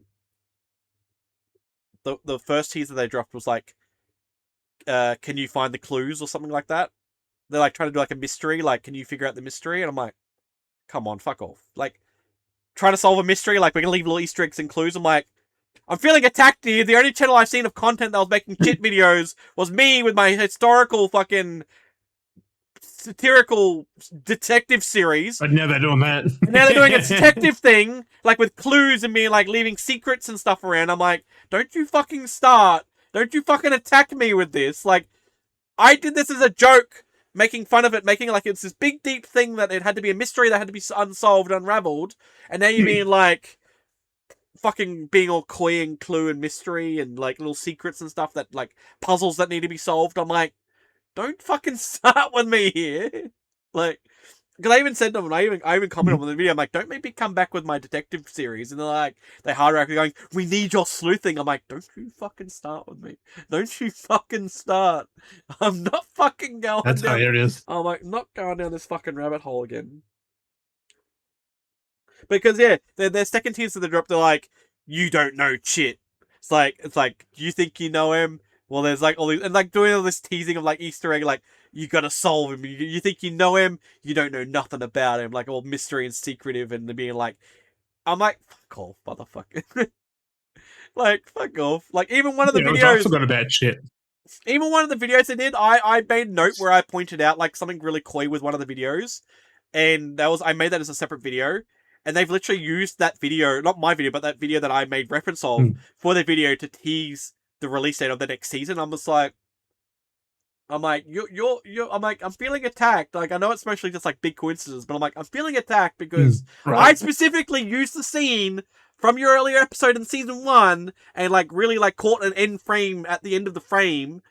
And then now they're doing that again. They've actually done it themselves in their own video. I'm like, that's a bit too coincidental to me. I'm like, don't do this to me. Like, don't fucking, I'm just like making, like, again, I've shared like my content so many times and I've tagged them. I'm like, they mostly have seen my content because they've reacted to my stuff. And they're like, oh, we'll use that. I'm just like, that. I mean, good luck to them. I was like, yeah, because yeah, it's their own content, so why literally, like it has like this thing where it's like crunch the numbers, and down the bottom it literally has a magnifying glass and like a little detective emoji. And I'm like, that's why I was like, don't you fucking start with me. I'm like, don't you fucking dare. I mean, it's their content; they can do whatever the fuck they want with it. I know the fact that they heart reacted and like replied to me, I was like, "Don't you fucking?" And they haven't really replied to many people on their replies on that post. They replied to me though. I'm like, "Don't you fucking start!" Like, it just feels like crunching the numbers. It's just like crunch the numbers, and it's like in a weird Easter egg like pose thing. I was like, don't fucking I can't. Can It's they something please back. get shit fired in this third season? Because like he Oh, should have been fired in the first well, it's kind of tricky because of his and the dad. So, second. I mean, his dad might fire him, but I was just like, Because like he oh. hasn't done any of the crunching the numbers like at all. No, in the teaser, like they had the thing where it's like the folder of the budget, and To as be he fair, grabs, like that company should have already went under. yeah, well, they kind of make joke to that because they grab the folder, the budget folder, and as they're pulling it, the budget paperwork falls into the bin, and the folder's basically empty as he walks out of the room. Right. Yeah, it's just like, where? I see if I want to find that bit. Because there is no budget. Like, there's Yeah, nothing. because he hadn't reported it for all that time. Like it's all a facade. My content is so lost because I've got so much gaming stuff because I jump between my bits, but it's just yeah. Yeah. It's just ridiculous. Who knows? You'll find out in the third season. Oh, I'll wait. I forgot about it. But... I'll mostly watch it again. I'll see how it goes because I'm like, at the moment, I'm feeling like attacked personally. I'm like, why are they making it like cluey and detective and mystery? Because I'm like, no one has done the kind of content that I've done. No one really covered shit. The only kind of stuff that covered shit was like the podcast he went on and like no, I've stuff. seen some people cover shit. But not like how I was doing, like the detective mystery kind of thing. I was basically onto that. Yeah, I've seen someone else do that, I think. Because, I was onto that way quicker. There have been a few. Mostly stole my fucking idea. Yeah. Don't know. But yeah, because I saw other people doing other kind of chick content. A lot of people like reposting chick content and... What the fuck is the chit show? Yeah, like weird collabs and stuff. The Tinky the Tinky Uno. What the fuck is that?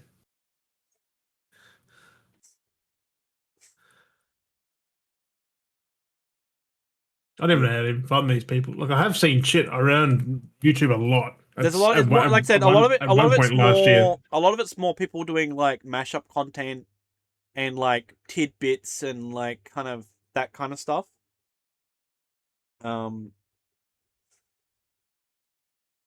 Yeah.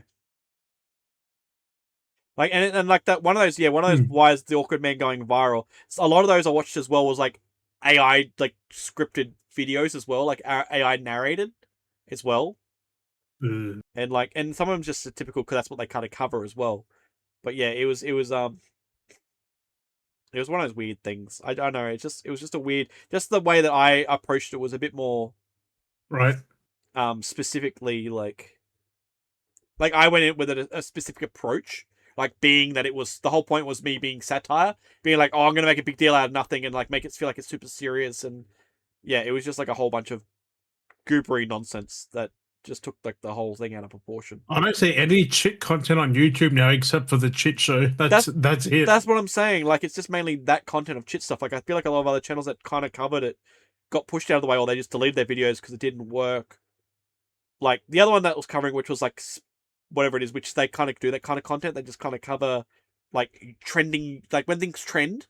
It's kind of like one of like it's kind of like the like the old meme channel that used to like talk about the origin of memes. Like it's kind of like that, but like this other channel looks like they cover that kind of stuff with like random YouTube trends, like when things kind of take off, like they cover that, that's kind of normal kind of coverage. Where mine, my content was being like, I feel that's what the chit thing was for that first season. It was just that, and then it ended. Then it came back with a fucking story, which I'm like, yeah, you should have just. I know, like that chit lived in that way. What if they're gonna like? Cause they originally started off as well. They started the second season off as just like it was just continuing on, and then they called it a season 2 because they had like episode. Because they kept continuing on the episodes, so it was like shit episode like what is it 10, and then it was like 11, 12, and then they go, oh, we're gonna call this like 10 episodes, cut it, and then rename these as season 2, episode 1. And it's just like what the fuck? Like they turned it into a series, and it just I don't know. And that's when everything started changing, and it was just like yeah. Oh yeah, I didn't pay attention. I stopped covering it and stuff. But yeah, no. But then this stuff here, I'm just like, it just seems so kind of specific. And the amount of times I've had tagged them, and when I've posted on, and I've been on Instagram, and I've posted these things on Instagram when I kept posting them back in the day, which was like only a year ago, if that, not even a year ago, 6 months Back ago. in the day, a year ago. But like when I was posting it's less than a year ago, really. like I would tag them, and Jay would see them and like sometimes react. But then even Kyle, like the one who's filming it, he would react. Like he would heart react and comment on the videos and stuff like that as I'd like share them and get them out there in little tiddly bits and try and promote it because I was trying to get it out there. Like I just wanted to, I was trying something, so like I wanted to promote it, see how promoting works. Not actually pay promotion, but like try and post about it. Like actually try and post sharing it, and see how things would work. So it was like my experiment. But yeah, like there's been times where I've had reactions from people viewing it. I actually did it again when I started bringing it back, teasing it. Right. Where like I made reference, and then I was like, I'm like, you would have seen me post about it on my Instagram story, like to see if I can bait. I was like, I'm going to see if I can bait engagement again, see if it like does anything. I only tagged Jay in some of those accounts. I didn't tag Kyle. I feel like Kyle would have seen them. Kyle's more on the social media than Renshaw is, but I wanted to, yeah, just canvas that again and kind of see if like, is it something do I come back to? I don't really want to come back to that content, but I'm like, do I come back to that as like a little joke again? So then it becomes another layer. So it being a joke to begin with, do I go even further and make it another joke on a joke? Like, do I, you know what I mean? Like, make it really like Inception on itself? Like, do I go another layer again? Right. Where it's like Inception on itself? Yeah, I'm like, do I do the bit or do I hype up that there's going to be a bit and then don't do it at all? Like, do I like hype it up and then just gaslight everyone into thinking it and then not do it? Like, I'm just like, what do I do? So, it's just trying to find the next bit for the videos. It's just, oh, my noses are blocking up. My noses are blocking up. Your noses? How many do you have? How many noses? I think I need to blow my nose. That's kind of help it did. Oh, but yeah. I've been rambling on. I just thought it was funny that out of all things, the way to promote it, they had to go down like the mystery. I was like, fuck off. Like, come on. Out of all Well, ways, only place they could go though, like out of all things. Try and hype it up again. Be like, oh, let's make it a mystery to hype. Yeah, because if you just went with the normal, like, we're back for season 3, then we're like, oh yeah, like most things. Speaking of new season though, did you see The Boy season 5 next month? Who was it next month? I already watched the last season. April 8th. Ooh, not bad, not bad. Yeah, I gotta go. That's a nice birthday present. I gotta go over 4 at some point. Well, Yeah. well, fuck. You know what's better than that? You know what my birthday present might get to be? Might, if depends if it works out. I get to hang out with gents. Ooh, boy. I might be getting to hang out with gents. That'll be my birthday present. Ooh, boy.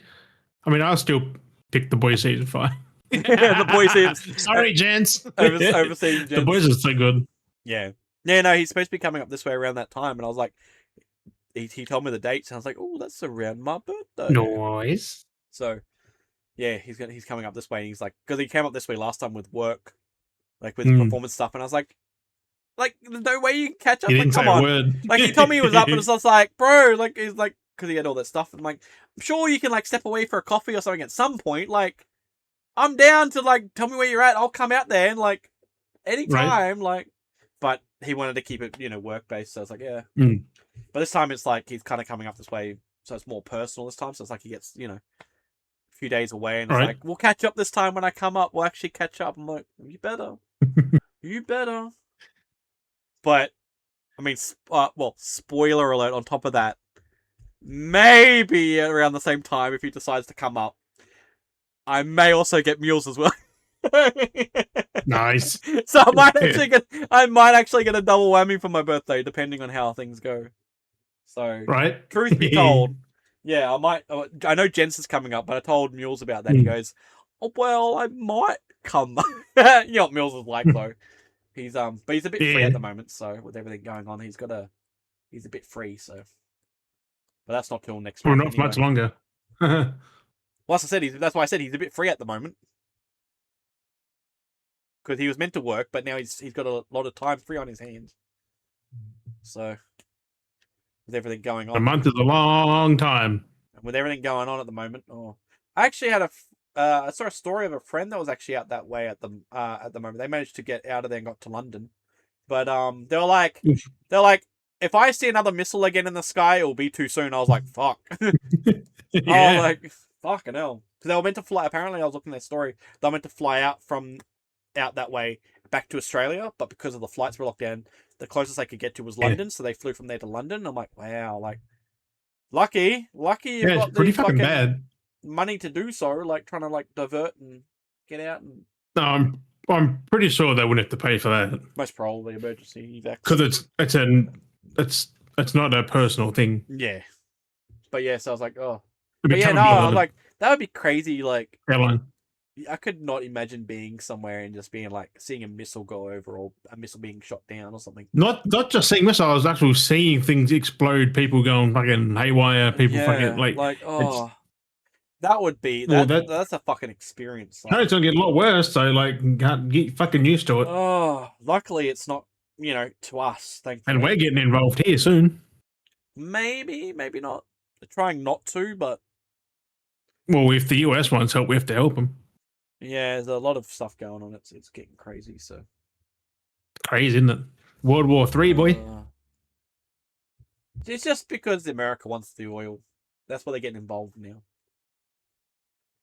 That was literally just stop all that shit over there, except they made it fucking worse. No, the Americans are using it so they can get the oil. That's why That's why they hit Oh Venezuela. yeah, Trump's fucking son bought That's like why they hit Venezuela, because $80 million of oil.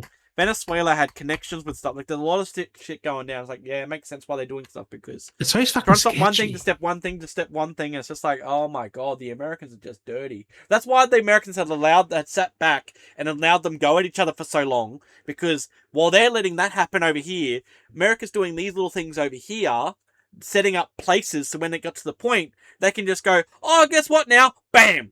You're surrounded. It's just like, you motherfuckers, like setting up that player hand. And they knew that and took out their fucking bases. They've been taking out a lot of things. Like, it's crazy. And we're gonna help at some point, I bet you. Well, see how it goes. It'd be fucking hilarious getting like every country just going towards fucking Iran. Like just like they're like, oh fuck. With the way that they've been shooting, like going ham, going, we're gonna shoot this and shoot that and shoot this and shoot that and shoot this. It's like, oh my god. They're just like going anywhere and everywhere. But have you seen that the flight map when everything was going down? Have you seen that flight map? Where it's like when they started locking out the airspace, and everyone's like, fuck, and then like all the dispersing and like everything going crazy and stuff. It's like, oh my lord. Don't go near the Middle East. Don't be doing And then that. have you seen one that was a bit after that? Have you seen one of them? There was another one that was posted. I saw it earlier today. I don't know when it was. Whether it was from yesterday or something. But it's literally like, you can see all the stuff where like everything's like no fly zones and everything's flying around, and then in the middle you see one trail of a plane just being like, fuck this shit. It's just going straight through the middle. You can see its trail. It must be a private one. It wouldn't be a. There's got to be something. It's got to be like commercial military thing. No, it's got to be like a military or something. But yeah, it's just like you see everything all around the outside of the cease flight zone areas to stay safe, and then there's this one thing just flying straight through the middle. It's just like, fuck me, like. I wouldn't trust that. They got missiles flying, man. Yeah, so it's like, what is going on? That's got to be like a military plane or something, surely, like, or like a drone or something, like something a fair size to see it. Like, because it's just the tracker maps, because they have all the flight. You can check you can look them up online, all the flight paths and stuff. That was funny. Like the one video where the dude was like looking at all the planes and stuff, and one of them was a Goodyear blimp, and it was like in Dubai or something like that, because it's not that far away. So it was like a Goodyear blimp just fucking on the map in the area. God damn it. Yeah, it was fucking. Everything's tagged and licensed. I was like, that's funny. Right. Like all these things, like, oh, just Goodyear. go to the Goodyear blimp, damn. getting first row seats, flying by, looking at the. I tell you what, like if I was in a neighboring country, that'd be cool to see. They just sit up in a fucking blimp, just watch everything happen. It's just flying by. I'm not saying it's a good thing, but No. like it'd be cool to see. It'd be an experience. It's not good to see, but it'd be like it's an experience. It'd be fucking Like that's like a once in a lifetime thing. Like yeah. But nah, it's just crazy, man. Fucking. it'd be interesting to see. Yeah, not good. Interesting. It's definitely it's an interesting. Like I hate what's happening over there, but I still want to see it. I know that's like with anything. Like it's just crazy. The attacks and the loss of life is just fucked. It's crazy. Oh yeah, it's all these innocents is fucking obliterated. Random places getting bombed is fucked. Schools and shit. Like Just because then people are salty. Like that's the thing. Like they because don't have because their leader got killed. Like it's. Oh, have you seen? It's a good thing. Have you seen? There's a meme on. There's another kind of meme online that they've been tracking at the moment with this going on. Like what like leader has been taken out in relation to a game releasing. Someone made like a calendar chart. And it has like February, it had like someone, but it had like the release of Resident Evil 9, and then like this guy died. And then it was like March, it was a marathon release, and then like this guy died, or something like that. It's just like, what the fuck? Like someone's like memeing like, that's this, so dirty. On the same day this person died, this game released. It's just like, what the fuck? I was like, that's so dirty. I was like, that's fucked. I was like, fuck me, man. People are just cooked. The fucking memes. Oh yeah, people are cooked. Like, people are cooked indeed. But is there anything else for this week, Jim? You got anything else? Anything else? Anything you want to talk about? Yeah, Resi 9 sold 5 million copies in 5 days. Yeah, no, it's crazy. That is fucking ridiculous. What game has done that? I know. Like in recent memory, I don't think any. I know. Resident Evil 9. I got my steelbook. It looks so good. I will laugh about that. I like how. No offense to him. No offense to what's going on, but I like how everyone's going like. Everyone kept playing the card of like with all the games going on, like Ark's gonna lose, like Arc Raider's gonna lose players to Marathon, like all that kind of stuff. Like people have been posting about. And no one's bothered to look at like Resident Evil 9 being like, hey guys, I'm just going to here and take everyone's player base. Like, you know what I mean? Like everyone's been like, this is going to, because everyone's looking at this is an extraction shooter, this is an extraction shooter. Oh, this extraction shooter is going to take people away from this game, blah, blah, blah. Not thinking like, hey, you're thinking too literal here. Think about other games that are going on. And so it's like, yeah, Resident Evil's just like, hey guys, fuck both of you. This is the precedent that Capcom is the king and it's single player. Yeah, and I think that's why a lot of people, I'm like, no offense to Marathon, but I think that's why Ark's lost a lot of players and Marathon's not got a lot of players at the moment because everyone's playing Resident Evil 9 and that game's got a lot of fucking substance to it from what I've seen. Not just 9. People are going back to the older ones now because if 9 is their first one, they're experiencing the other ones now. Yeah. So it's just like, and I hate. So you expect the sale in all the Resident Evil games just go. That's why I hate in gaming when people are so tunnel visioned, and like so analytical, like critical, at, like comparing things and like having without realizing like, yeah, that there's other games that exist, not just ones that are in the niche market. Like, and I do feel bad for Marathon, like possibly if it is possibly struggling. I mean, I also call Resident Evil niche, like. Oh, it's definitely got more like audience because it's a survival horror. Like not everyone plays it. There's a lot of people. This is their first game in Resident Evil series. Well, that was the exact same thing. That was the exact same with 7 as well. Resident Evil 7 introduced a lot of fucking people to the Resident Evil franchise. Like that, no one had touched. And it's still niche because they only had a couple of million, I think. But still, like that's in this day and age. Like, but in this day and age, that is a good number pull. Like that's pulling in. Oh yeah, that's insanity. Because now you got this is probably up to 6 or 7 mil now. Like, so how you're going to compare it is you look at 7. 7 pulled back in the original audience, but at the time you got to think about back the in time 2017. 2017.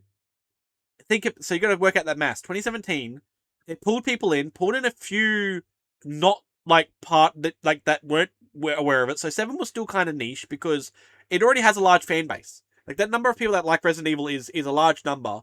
Even being niche, it's a large number. So, directly, it had more of the base fan base in 7, with a few extras. 8 definitely introduced a lot more unfamiliar players to the franchise, and 9's done that again because you got to think about now. Our generation of us are getting older, so there's more younger people now that are being introduced to gaming that haven't played games that are jumping into this. So that's why it's getting that ratio is getting bigger because the more people are, as we go on by the years, there's more gamers getting introduced to games than there was before. Like, you know what I'm saying? Like, the ratios, the further we keep going on, more people are going to be playing games. You know what's crazy?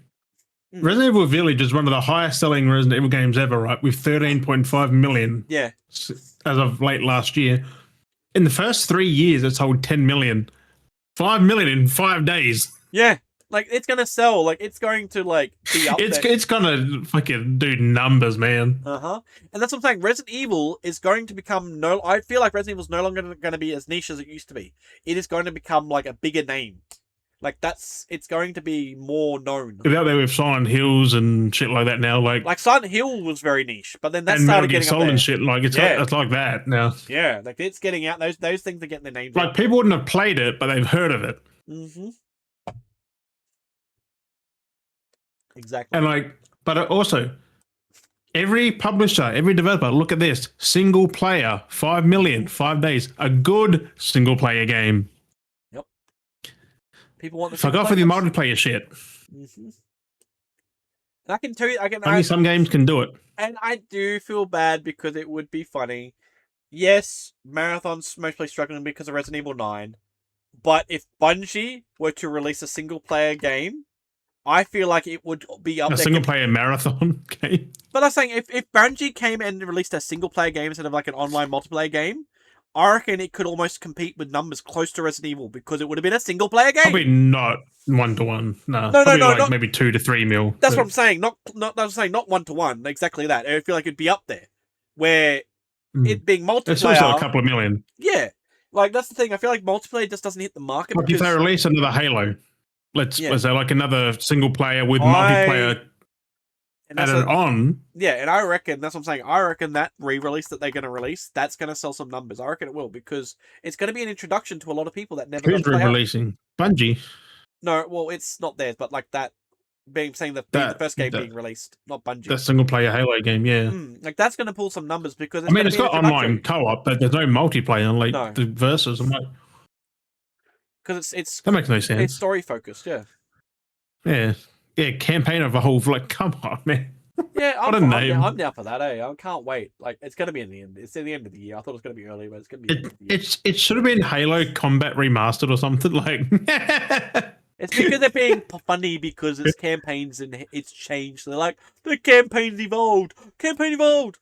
Like that's only a campaign. That's all it is. It's just like put on the fucking title, I guess.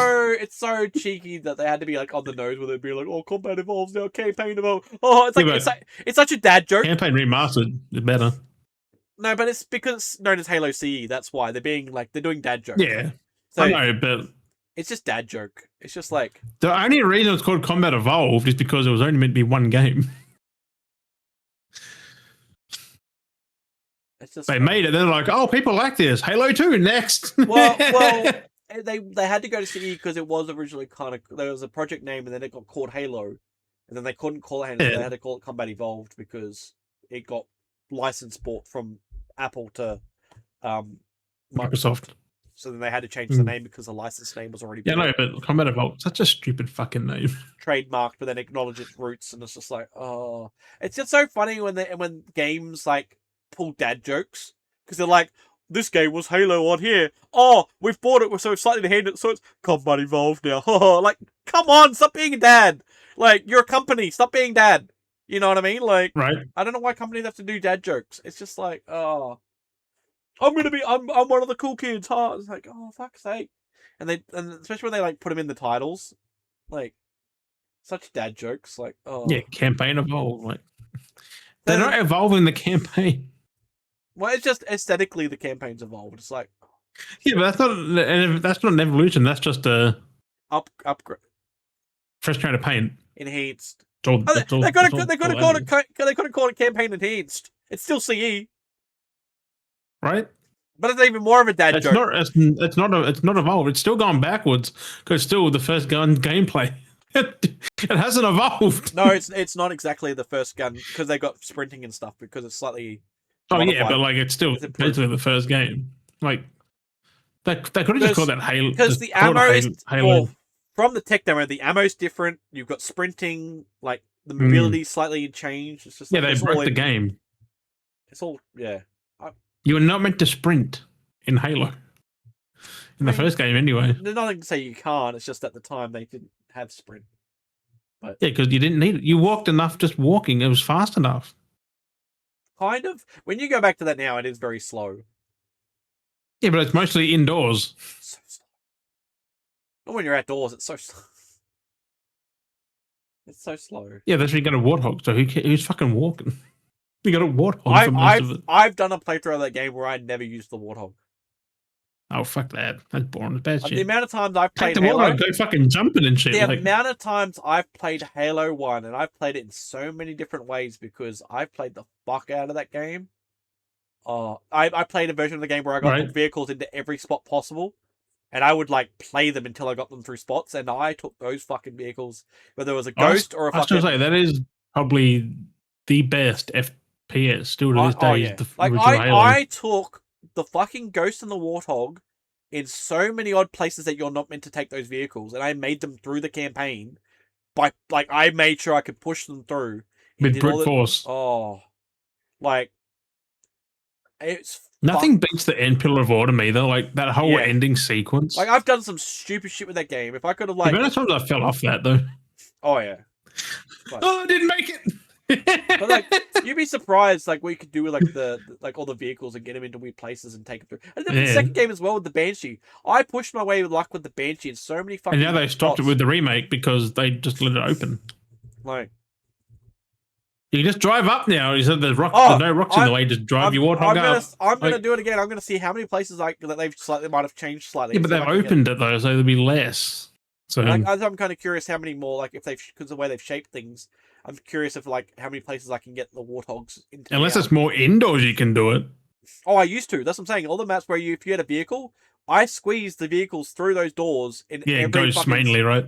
Like every map you had. Most everywhere in I took indoors. them in so many fucking locations. I broke the game so many times by taking vehicles through into odd places that you're not meant to. Like you remember the fucking at towards the end where you got the bridge sequence and you had to sneak across those bridges? I fucking took one of the vehicles across that and went through all that with a vehicle. So you got to sneak across, like sneak out and like melee the. I think it was the ghost, and I got in there and I fucking pushed it through everything, and I weaved it, and like because you couldn't blow up the vehicle, so you could grenade them to push them into places. No. So and I remember, I fucking took vehicles. Or even if I stole the Banshees, I'd fly them through. Like, I did that with fucking everything. I pushed things where you weren't supposed to Banshees, you can fly them in the fucking doorways. Yes, I pushed it fucking everywhere.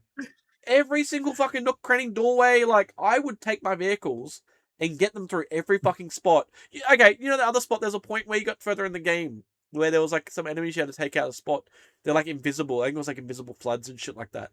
I fucking got a ghost in there where you're not, like, you get it earlier on in the game. I took through the whole fucking thing, got it to a spot where you have, like, a conflict, like, cutscene play, and I get back on my ghost and I'm just like, mow everything. I'm like, you're not supposed to have, like, this is, like, a good 20 minutes with a thing. Like, I took that ghost the whole fucking way through, got it through the fucking spot to the point, and, like, used it in little mini boss fights and shit, and you're not supposed to have a vehicle in there. But I made sure I could push it as far as I could, like, that's why I think, and that's what I mean. I said I played those games so much that I would go back, and every time I'd come to a spot where I had to get like a spot with a vehicle, just try another way. Remember the turrets they had as well, the turrets that the grunts existed on. I used to see where I could send them through as well. So I used to get grenades and I used to throw them and launch them and see where I could. Because you can fucking yeet them. So I used to yeet them through spots as well. Right. You know, there was one where there was that point where you get to the grav lift at the end, and it pulls you up, and you get that's when you get to that ship. I took the fucking turret to that and jumped on that and went, but then it disappeared because it's not like it doesn't because it's a completely different cut section.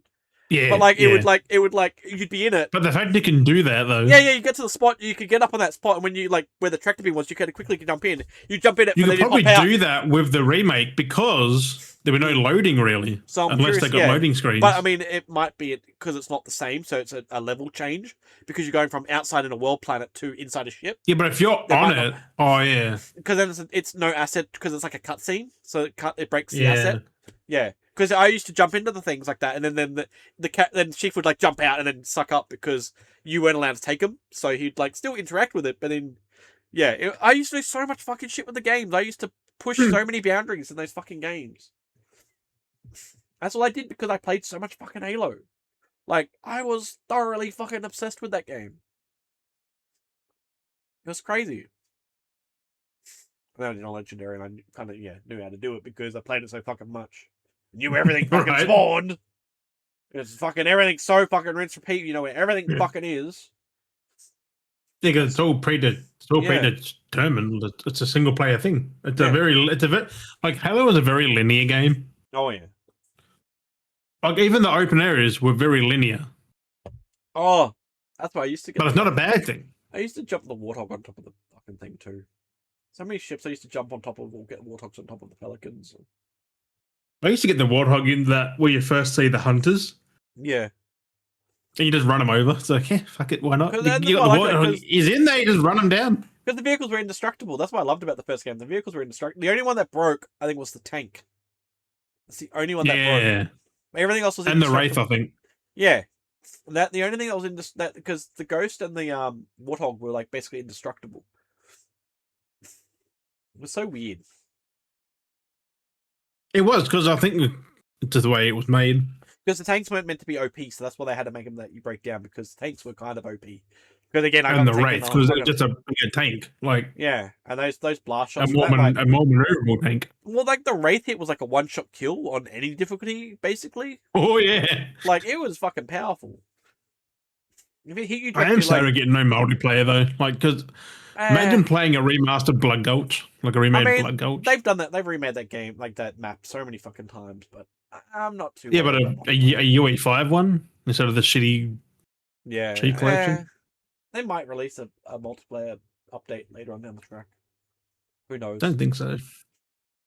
No, don't need the campaign. Yeah. But the campaign multiplayer, that's the main thing. But I mean, there's nothing stopping because they've done that before with Halo games. They added features in later, like the Forge mode was never at launch. It's a whole fucking mode that they just add in afterwards. Like the fact they kept multiplayer for Gears, but not Halo. It's one of those things.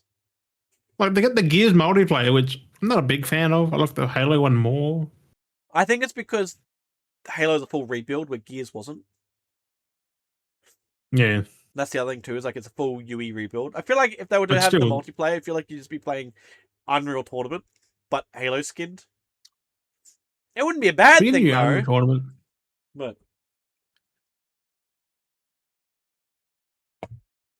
like I always say, like I used to say, like Bungie's got the best shooting, but no, id has the best shooting in any game.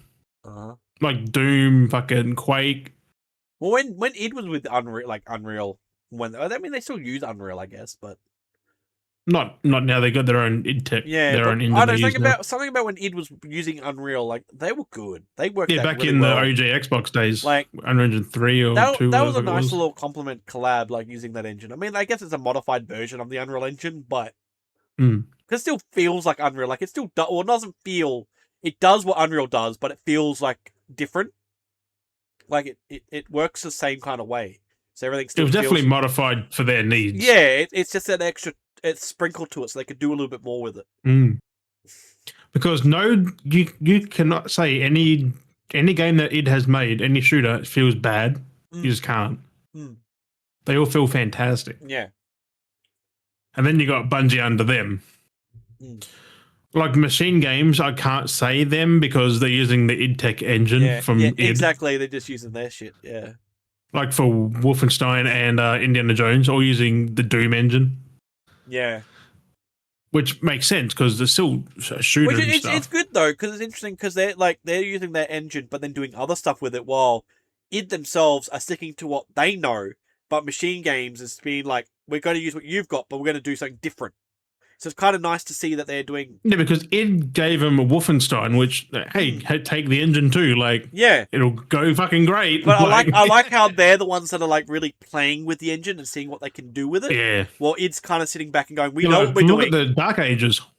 Yeah, that's the thing. Like, id's being like, we know what we're doing. We know what we want. We're just going to stick with it and work because we know what we can do. And but id also helps with Wolfenstein and They help with Indiana Jones. Like they actually help with them. But that's what I'm saying. That's what I like though, is they're not just using the engine and being like, oh, we're just going to be like you, which feels like every Ubisoft game because they have the same engine. Anyone under Ubisoft goes, oh, we're going to make this, and every fucking Ubisoft game basically feels the same, even if it's like Assassin's Creed, fucking Far Cry or something. You know, it still feels the fucking same.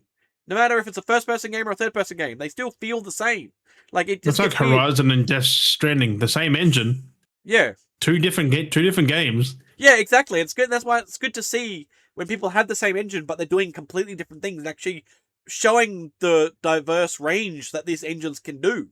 Like, you know, like it can do more than just this. We can do this as well. Like, it's good to see. Like, that's what you need, you know, from an engine as well. You want to be able to see that diverse range that you can create with, not just, well, this is what we have. Let's just stick to this. And that's why I kind of like the RE engine. Yeah. Like for single player linear stuff like Resident Evil and where the open world stuff like was it Dragon's Dogma 2 was a bit rough.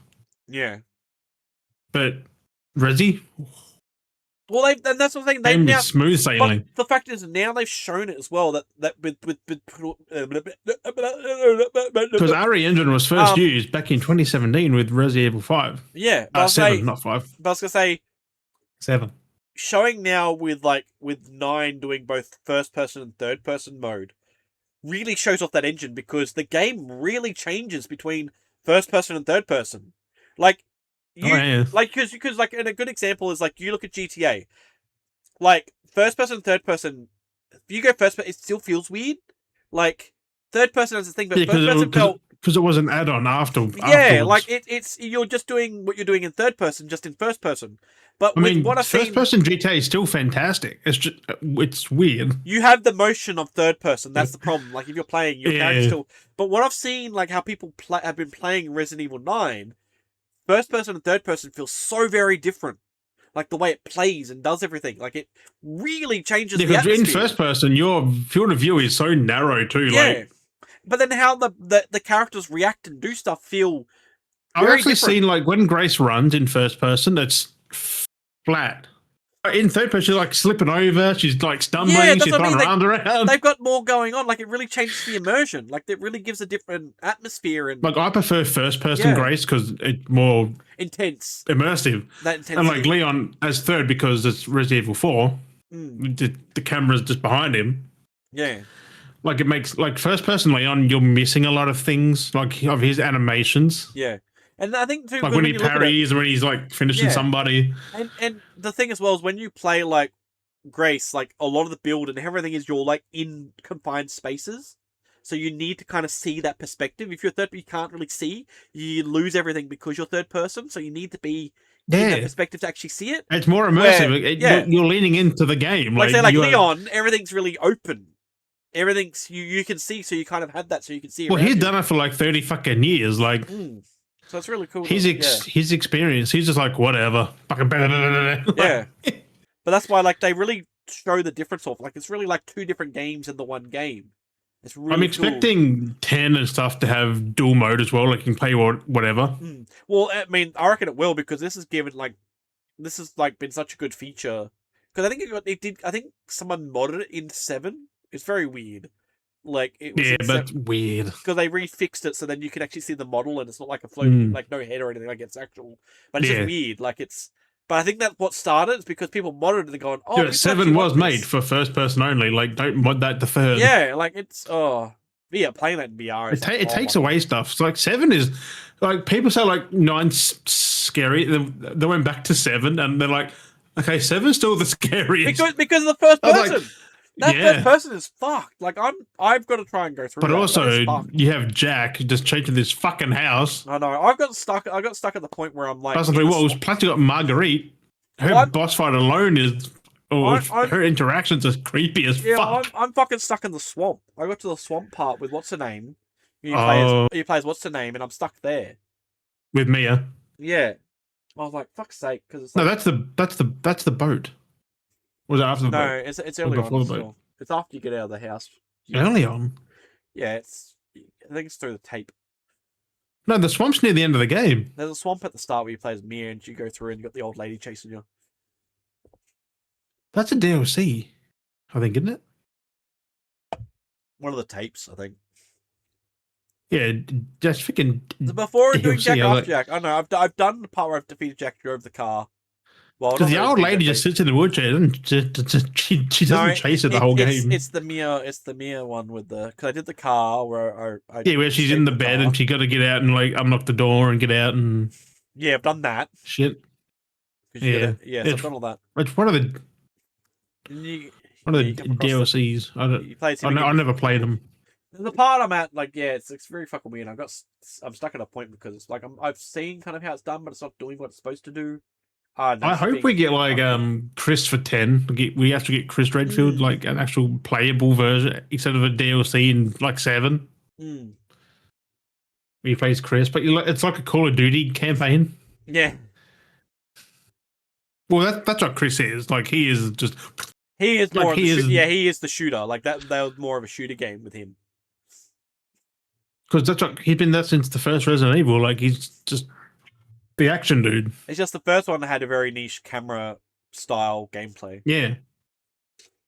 But that was they like are remaking the first one now. I'm like, but that was like the puts in third person and shit. Like fuck yeah. Yeah, because that was like kind of like how Silent Hill used to do the games, and then look like changed how like Silent Hill changed because it used to have those snap lock kind of like camera angles and some stuff, and then they changed it to a full third person game, and then I mean even like that was Resident Evil 2. Resident Evil 2 was even like that where it had things like that. It had like the stopped and hallways and 3. And then look at that, they made a proper third person. So you know. Which makes more sense. It's more scary in third person. Oh, because you can't see around you. Well, you can experience things and you're following it. Then yeah, because I got like fucked up from depth perception because it's so weird. Also, I've learned to play them in casual because if you play normal, they take way too many shots for zombies to go down. Yeah. A headshot, that's what you got to do. Just a headshot should take a zombie down. I need to go back over them because I feel that with Resident Evil 9 because I played a bit of it. But like, there's zombies there that take so many shots. Yeah, that was like that when I played 6 or 5 or 6. I think it's both. To the head. It was 5. so fucking. Oh yeah, no, it was 5 because it was the. Because you shoot him in the head, and the head just goes. Oh, it was so annoying. So you got to kill him again. Yeah, he spends so much time going bang bang bang bang bang bang, and then it finally go, and then you're like, oh fuck's sake, it's like fuck me, like. But 5 is so fucking good though. It's just a pain in the ass. The pain is, but you get used to it. Like after a while, we'll have to play them at some point because they're co-op. I do like playing. Yeah, 5 and 6. So we'll have to play them, and they're on PS4. So because there are moments too where you're playing as the separate characters and you do get split up and you gotta. not like Dead Space though. That was fucking creepy. Oh, well, not as bad as that, but like it is fun watching yourself get split up, especially with 6. Yeah. The way 6 did it because it had. There's a point in the game where like things do. Get 6 is like up. a Michael Bay fucking Resident Evil. It's so you good. can get really split up, but then it all crosses over as well. It's like, oh my god, it was really cool. It was really cool when you had this whole thing, and then you had Leon and Chris like finally meet, and you're just like, what the fuck? Like they cross paths. Like the whole time, the whole game. Oh, yeah. Like it's funny because the whole game. Isn't it weird how they know of each other, but they've just never met for fucking like a couple of decades? But I do like with that game though too is that they hint at it because you keep crossing like areas. It's like you're like, wait, I was just there with that, but then this has done that. Oh my god, I remember that from earlier. It's like Resident Evil 2 when you got like Claire and Leon. Leon or Claire just behind one another. Yeah. Like, because when you're in the car park in that garage and they clear it out, then like I think Claire runs through it just after Leon's been through it, and you're just like, whoa. Yeah, it's really cool, and that's why I like that 6 was so good because it felt like such a callback to all that. And you can hear gunshots as like Leon's just going down. And that's why I liked 6 because 6 felt like a callback to that kind of stuff. But then they really thought about it and they tied everything up, and I was like, oh, that's fucking. It was so fucking cool. But it definitely felt very different of a game. Like 6 is definitely overhated. Like it's not a bad game. I think because it changed. It's so a bad Resident Evil game, but not a bad game. Because where 5 kind of took it, because it became more of a shooter, it went away from being survival kind of. Because 4 dabbled in that. 5 is still some. I mean, 4 is just as bad as 5. Like they're both the same fucking thing. Yeah, because 4 dabbled in it because it had that. Because you still had to do the puzzles and kind of like collect things and fart us around. 5 kind of took away a lot of the. Yeah, but it was more of an action game and became more action, and then 6 kind of continued that, but then Yeah, it's Yeah, because action. Like you can't hate 5 but love 4. They're the same fucking thing. It's just one's Chris, one's Leon. I think yeah, it was just very weird. I think it was just I don't know certain little things And it was or something. co-op. But it was cool that it was co-op. It was so good. Sheva's goaded, but she's not in nothing else except that. She stays there or something. I can't remember. It's been a while since I played it. I don't know. I mean, also, did you see in 9 how Leon's got a wedding ring? I bet you it's Ada. Yeah, true, possibly, yeah. Because they're always working together. Because there's so much time like left between like the other and that, like because he was 6. Yeah, well, he's in his he's 50 in 9. It's like 20. Like he's about late 40s or like early 50s. Like he's getting there in age. Like it's crazy. Because you can tell. Because remember how he did all the old backflips in like 6 and 4, and he doesn't in 9. He just dodges. Yeah, he's getting a bit old. I see he's like does his like kicks and stuff in roundhouses and. Yeah, but he doesn't leave the ground though. Now he doesn't do any more backflips. Yeah. He just does his roundhouse and that's it. Oh. Because I remember in 4 was it had the dual chainsaws and he just does an unnecessary backflip to avoid. He steps into it to push away from it. When he literally could have been standing there just going.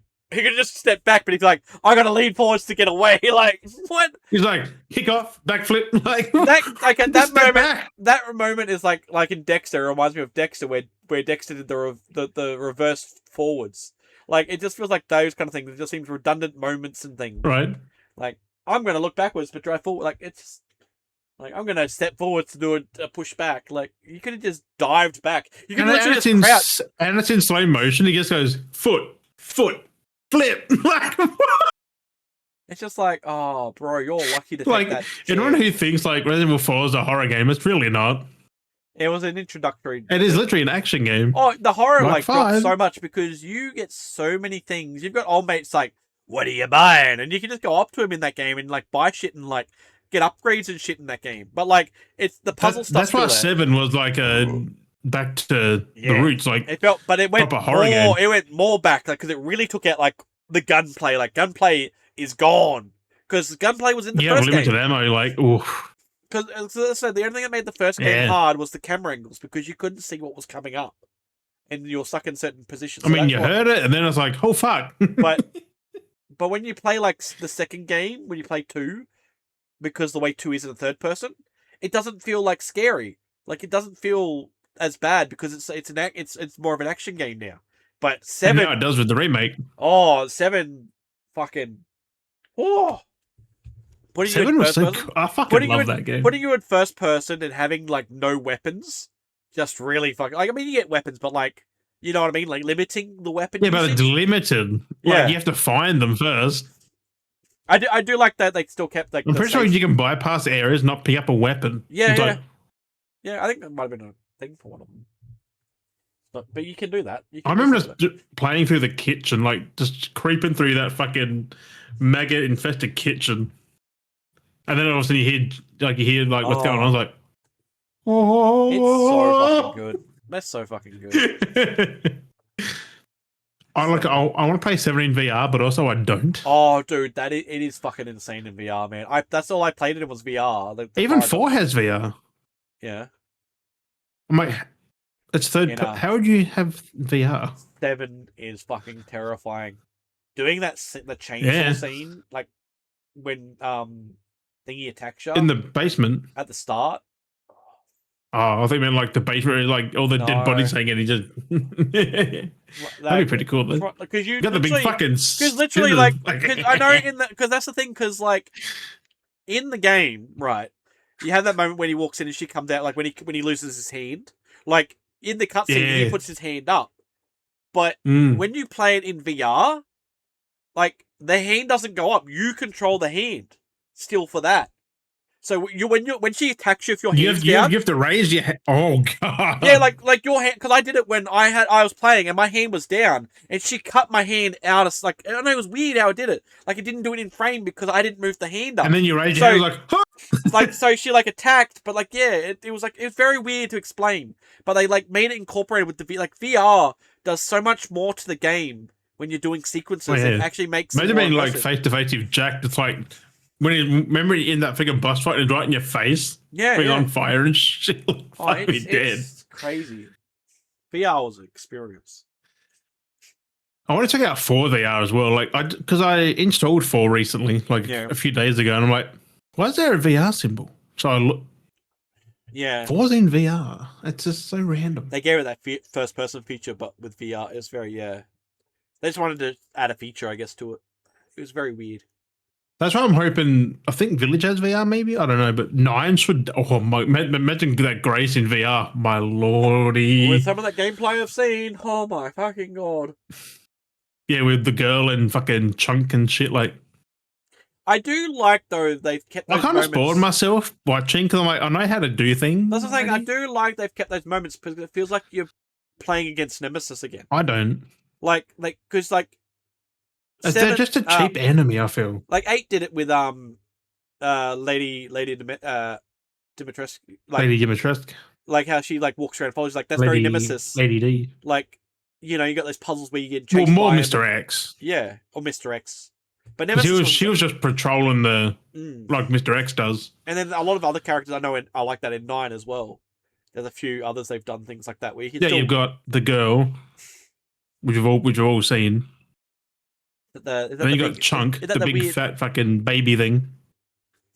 Yeah. Because 9, yeah. And that's it. Because I've seen that 9 had that. Is it the girl? But they're in the early game, then that's it. Is 9 the big creepy thing? That weird, like, elongated. Yeah, that's the girl. Yeah, she's like elongated. She's that's afraid of the light. Creeps through the doorway and stuff, and is very elongated. Yeah. Yeah. And then there's the big guy in the kitchen. She's easy to avoid those. The big guy in the kitchen.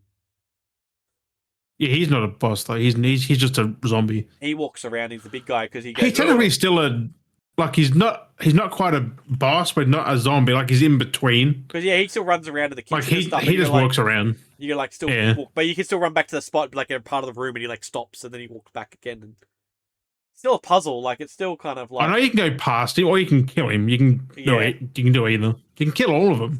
And I do find it funny because there are spots where it's very predictable because it's just like you see her like moving the kitchen trolley, and it gets to the point where it's going to get to the point because he's there like the whole time in animation, like I do this and I do that, and then you get to a certain point with the trolley where he's like, "Oh, I need to get the meat," and it's like.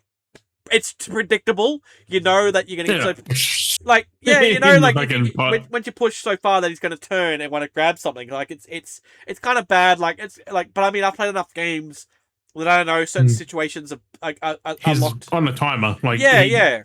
If he does this, then that. Yeah, this, then that. If you move an object to a certain point, it's designed to be that scare point to turn because he needs to interact, and that's why you got to like push, run away, hide. Push, run away, hide. Like if you're shit with timing, you're gonna get caught. Like, and it is funny. You're gonna get caught. And like, it's kind of sucks being someone that's played so many games because I know how gaming works. Like game timing and gaming. That's why I'm kind of envious. People's first game is 9. Because I'm watching so many people play. Like I watched someone play that kitchen scene, and that's why I knew when they were pushing the trolley. I'm like, I know he's going to turn and want to grab the meat from the trolley. Like I know he's going to need to do it. And as they got to that spot, they panicked a bit too soon, and then he's just like, "I'm coming for the meat," and then I'm like, "Come on!" And they panicked and they're like running around and stuff. Yeah, because I saw Markiplier. He just pushing the thing and then stop, and then he'd go hide, and then he'd do the. Yeah, and then he'd turn around and he'll go back and push, and then he'll go back and hide. And that's why it's kind of sad watching Markiplier play it, because he's like us. He's played that many games. He knows the timing as well. So when you see stuff... Also, he's missing easy things, though. Like, he's going through a lot. Yeah, it's kind of like one of those things. Like, it's just how he... It's so bad. Like I... That's how different people play games. Yeah. Like, some people explore a lot. It's hard in a Resi game because you got limited ammo, so you can't kill everything. Well, but yeah, that's exactly it. It really there's the touch to it because of the limited ammo. That's what makes it intense. Because I've seen there's like the unlock which you can get the unlimited ammo unlock in the game, and people will just play. It changes. I mean, it changes the game completely. And the unlimited knife where you just keep stabbing them. Just yeah, it's like stamina. It's just like, but I do like some of the stuff they have. But I was gonna say with the whole gamer thing, like that's like I played. Look, I'm just gonna play it on casual because I just want a fun time. I don't want to fucking don't need to stress. Rage. We're at the point where it's like we're at the point where we want to play games because fun experience. Like, we don't need to be a challenge. It doesn't have to be. Not everything has to be a fucking challenge. Not everything needs to be like I need to do. You know, like because I saw someone like beat the game in 2 hours or less, and they're like, "Oh, you did it on casual." I was like, "Yeah, and he can do that." He enjoyed the game. He played, had fun, and enjoyed it. Like, that's not bad though. 2 hours. There is no rule book to how to play a fucking game. But that was like play it how you see fit. But that was like when I played Exit 8, because I was like, I'll play Exit 8, give it a go. I fucking hate myself that I know it's because I've watched people play it, so I knew what I was looking for. But I played Exit 8, and my first, I think I mentioned it, but being that it was my first playthrough, and I fucking completed it in the first playthrough, really pissed me off. Because I'm like, I only paid like a couple bucks for it. Right. Because it was on cheap on PlayStation, but it was only off a couple of bucks off anyway, so it was cheap either way. But like, I'll buy it, I'll play it for stream. I was just so annoyed that I got everything so fucking perfect that in the one simple playthrough, I was able to go through everything without getting a single thing wrong and left the train station. I was like, what the fuck is this shit? Like, I walked through each thing and like, yep, that's wrong. Okay, turn around and go here. Like, I didn't make any mistakes, not a single fucking mistake on my first playthrough, and I got out. I was like, oh, for fuck's sake. And, like, I watched so many people play that game and like make mistakes and errors, and like I get the fucking first fucking go. And I was like, but you've seen it and you know it, and it's like, well, I kind of knew what to look for, and being like OCD, like I kind of like know when things aren't the right place, so I could kind of see it, things like being weird. And I was like, well, that's a mistake. That's that's wrong. That's wrong. That's like when I was playing fucking Bendy and the Ink Machine. Yeah, I was like, I'm so used to stuff like that. I'm just like, well, that's gonna pop out. There it is. That's what I mean. So like, it's so desensitized to moments that you know the timing, you know that things are gonna happen. Like, it's just typical game mechanics. Because they don't change it up. No.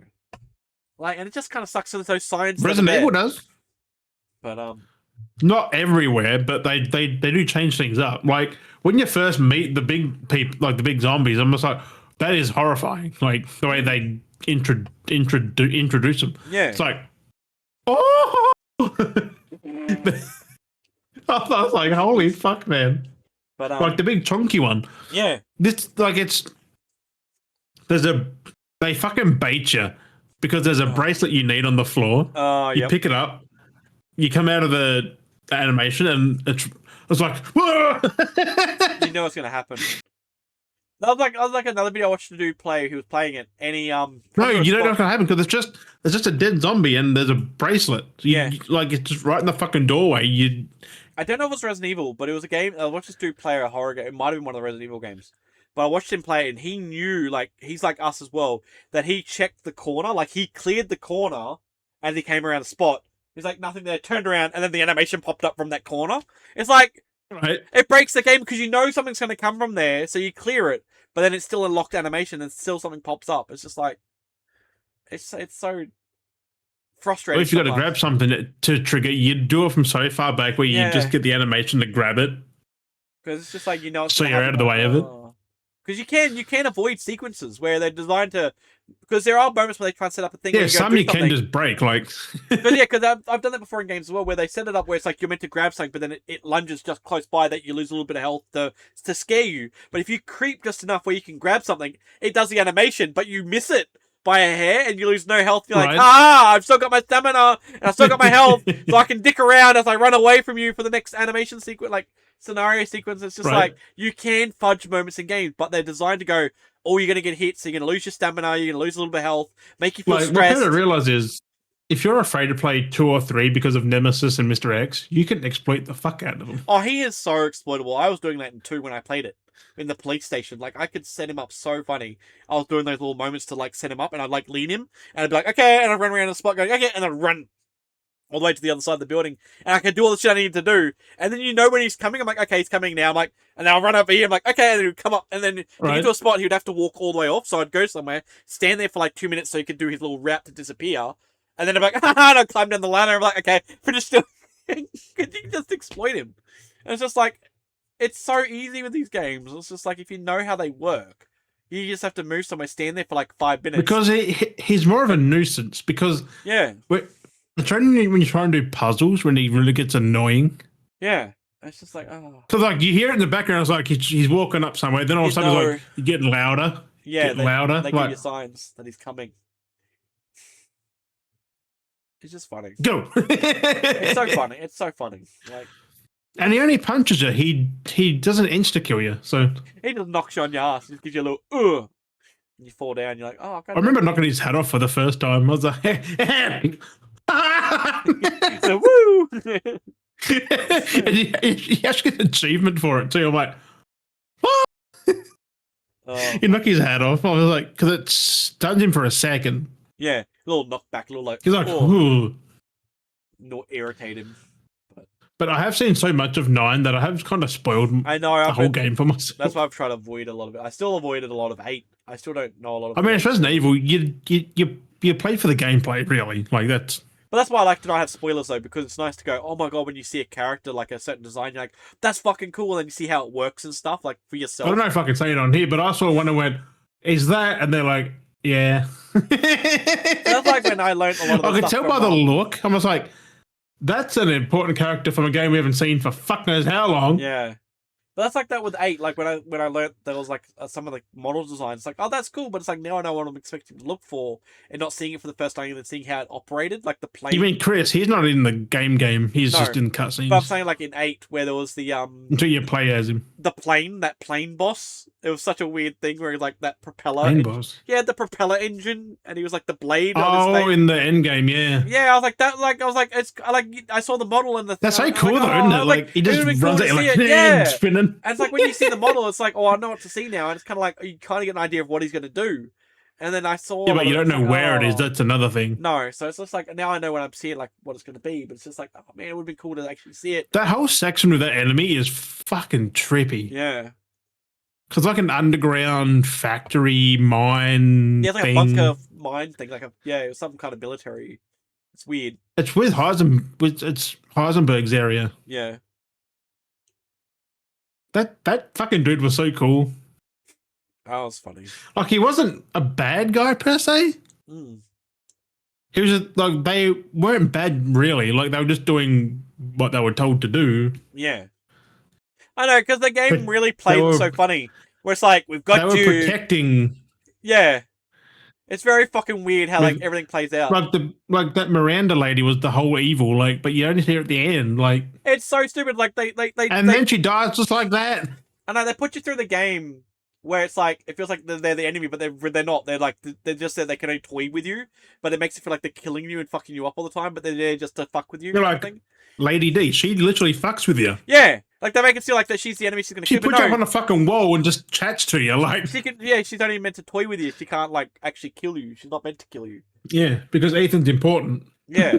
So the whole game is like it's kind of like a dick fuck like horror game because realistically they're just teasing with you because realistically Ethan can't die because he's. But you're killing them while they're fucking with you, so you're literally the bad guy. I know. It's like you're mold man, and just like oh fucking hell. You're literally killing like all her daughters before her, and then you kill everyone else after her. Yeah.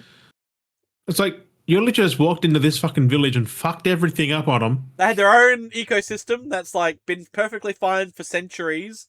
Nothing That's like every Resident Evil game though. Rocked up and just fucked everything up. I mean, to be fair, Umbrella was pretty bad from 1 to 6. Yeah. 7, Umbrella did that as well, but they were molded. Which I thought that was a cool thing. Like when I first played 7, I'm like, what the fuck? These aren't fucking zombies. The mold people. They're all made I was like, what the fuck, man? But then you get the backstory later, and I was like, oh. Yeah, that was fucked up, that ending of 7. Oh my god. Yeah, how the family were innocent, like they just got controlled by the old lady. Yeah, that was fucked. Because they literally sat you down on the couch in their living room and talked to you. Like they're like, we needed help. I was just like, fucking cooked. They were forced to do it. Yeah, you got all that fucking fucked up shit. They were pretty much dead because she killed him. But that's what I mean. It's kind of goofy though because they still kind of play that like you die all the fucking time, which does kind of annoy me because you kind of feel like you get killed when you're playing the game when you like, get defeated. You get killed. Well, he gets his hand cut off. He gets his leg cut off. I want games that they just get little juice and it's back together. Like I know because I want games to do the point where I don't know if the later like if 8 did it, but because you think like Ethan was a regular dude, but he's not. But I said I haven't seen how 8 plays, but I want games to do it where if you're a character that's going to die, but like you know how you play a game and then you like they played off that you die, so when you get killed, you reset back to checkpoint, and you got to kind of do the sequence again. I want games that are like, if you're not really meant to die, it's more of a knockout. So they come into the action, you're knocked out, but then you can get back up and continue on the progress of there's no checkpoint. That's what 7 is. You get knocked out technically, or because there's some moments you get hindered by limb.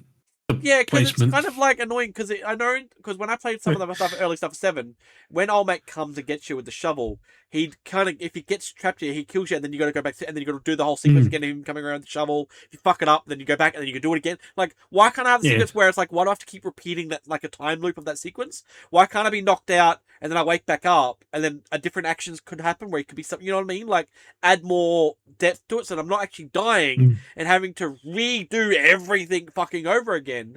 It just creates a. If I've already done like 3 sections of the puzzle, I've just been hindered, and then I'm waking back up again. But those 3 sections are already done. I just need to do the final part. Like, I want more games to do that, where I'm not just dying and everything's being reset. Because that's in survival games. That's actually like Wolverine though. That Wolverine game. Yeah, because you die, but you reset. But like Wolverine, you can't just kill him like that. Like that's what I mean. Root of a gun. Like if you're doing puzzles, and if you're a character that's not a normal dude that can't die. Like, why kill me and make me reset the whole fucking sequence again? Like, if I've done 2 parts of a puzzle... That he can't die, but like, yet you can die. That's what I mean. So if I'm doing a puzzle where I've done 1 out of 5 parts, if I've been killed, just have me knocked out, and that one part of the puzzle's done, so I still need to do the 4 parts. Like, it reminds me of Pokemon. Do it the Pokemon way? Yeah. Where you get knocked out in battle. Yeah. Everything's still the same, but you get taken to the Pokemon or the and resets it. And then if you've like defeated, like if you defeated the first 2 trainers and you had to fight the 3rd one, well, the first 2 are already defeated. You just come back and you can fight the final boss. Like, Pokemon did that well. Yeah, like why can't more of these kind of games that are like these games like that are, if you're supposed to be infinite, do that as a knockdown. Like, you get knocked out. Like fucking, you know, enemies are still, all the enemies like reset, like it's like a GTA time. It's like you've got a wanted star level. Oh, you've been, you know, knocked down. Like that's how you can do like a Wolverine game. I'm hoping they do that with Wolverine maybe, where, you know, it kind of reset, not like fully reset, but like, you know what I mean, like a time displacement. So if you're in a fight and you get knocked out, like, it kind of just knocks you out. You just wake up and just keep going on. Like, yeah. So it's like if it's nighttime, you get knocked out. It could be like early morning. Then again, it's Insomniac, so they probably have something planned for that. Yeah, it's just therefore it's like it's not fully erasing everything and resetting them. Checkpoint. It's probably like a GTA thing where you just wake up in a bed, maybe. Like, yeah, like a time displacement. And it's who knows? So if you've gone through and you've done part of a mission, GTA do it well because you do something, you wake up at the hospital.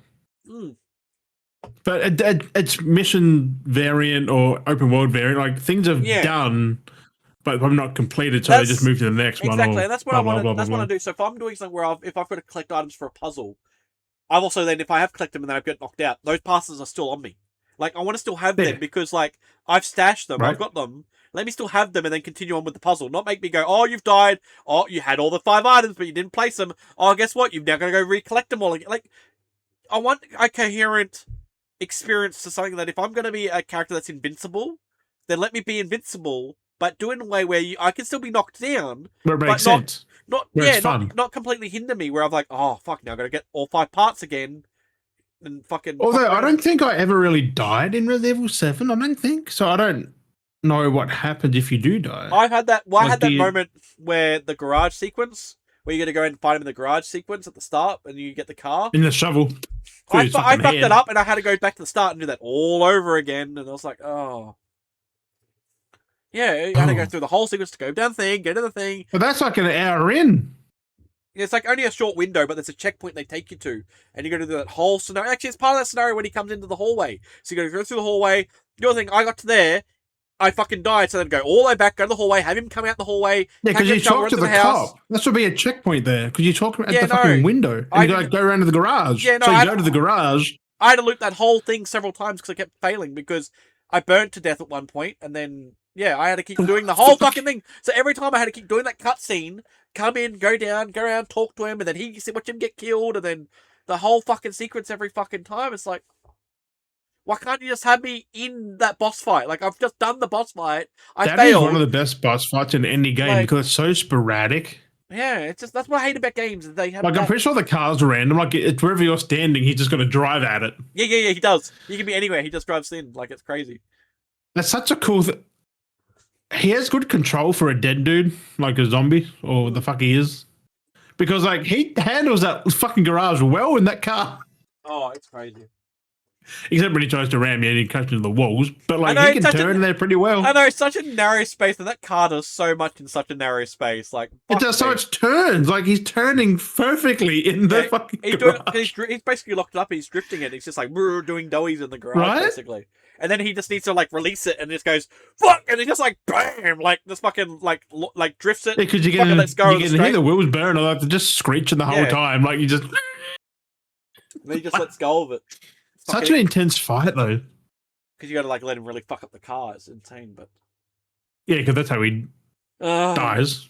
It's just fucking crazy. I remember watching. I'm like, I fucking killed him, and then he shows up later. I'm like, Yeah. One thing about Resident Evil, no one ever dies. That's what I mean. Like, no, you don't die, but like that's why I want. You'll see him again. Like it's like Mr. X. You think you've killed him, he comes back later in 2. But you gotta kill him again. With a rocket launcher this time. I know. I've never finished 2 because I got somewhere. I don't know where I was. I just stopped playing. I only got to the part where I just started into the sewers. I think I defeated Birkin, that boss down like the. I did the police station at the start, and then I was into the sewers on the second game. Sewer, yeah. I got to the sewers, but I don't think I got through that. Yeah, I think we're at the same spot then. I don't know about like. It just drags, I think, too. Yeah, because you do so much. 2's probably one of the longest games. You do so much of the police station. You're like, I'm finally out of the police station. Then you're like, oh, the sewer. Because I played. I'm like, oh yeah. Because I don't remember too much of the game because I only played so much of it. And I was just like, oh yeah, it's done the whole police station. I've never played 3. Never played 1. I was like, oh, there's so much of the game because I spent so long with that whole police station at the start of the game. I was like, this took me like 2 hours or so to do the fucking police. Like 3 hours. Police station is the longest fucking. Like you're in there for ages. That's why I thought, I'm like, oh, this is just the game. I think it was like a demo, must have been just the police station that I played. Yeah. And I'm like, oh yeah, I finished the game. I'm like, oh no, it's not. There's still more of the game. I'm like, fuck. And then you got the other side, other campaign with Claire. Yeah, because you got this, because it's the sewer, and then there's something else. Yeah, and there's a bit after. Yeah, you've got a massive crocodile down there. I was going through it at the time, and I realized I could kind of clean up and get all the trophies.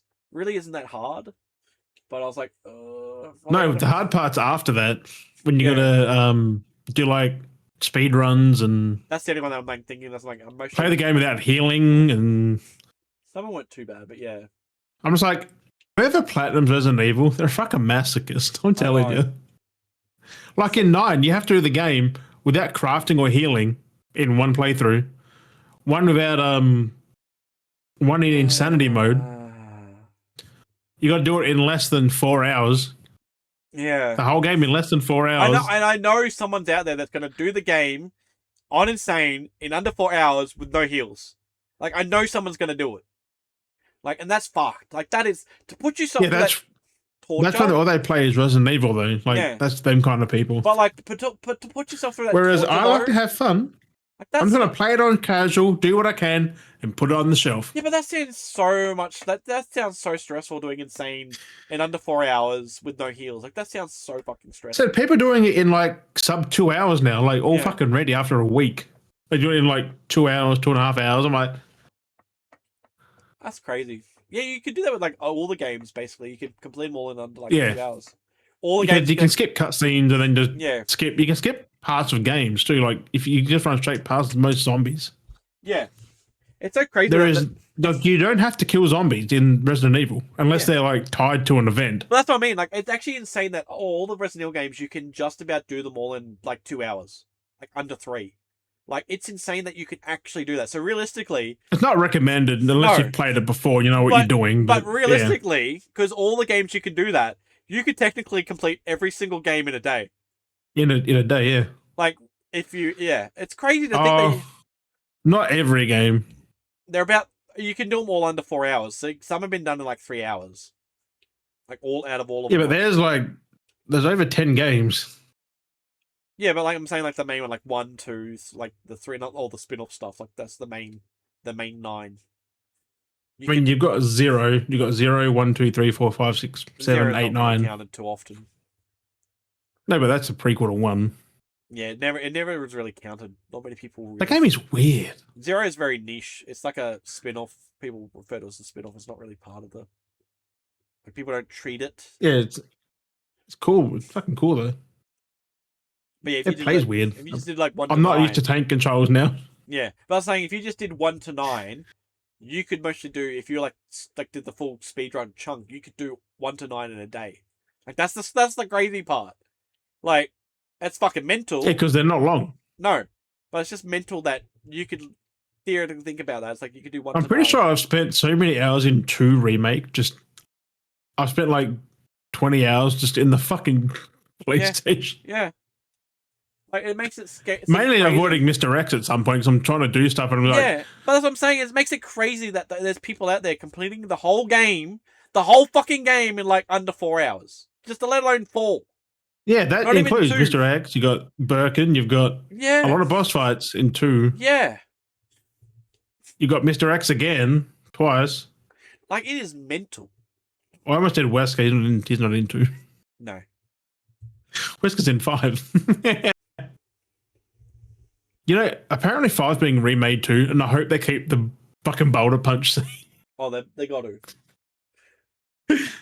Like, that is as iconic as the backflips from Leon. Like, you can't say that like Chris is over exaggerated when you've got backflip machine when he could have just went. Yeah, well, And he's doing all the acrobatic shit like Leon's Hitmonlee, and then fucking Chris is Hitmonchamp, right? Isn't it Hitmonchamp? Hitmonlee and Hitmonchamp. Yeah, Hitmonchamp. Yeah, because one's the boxer, one's the kicker. So yeah, one has no arms.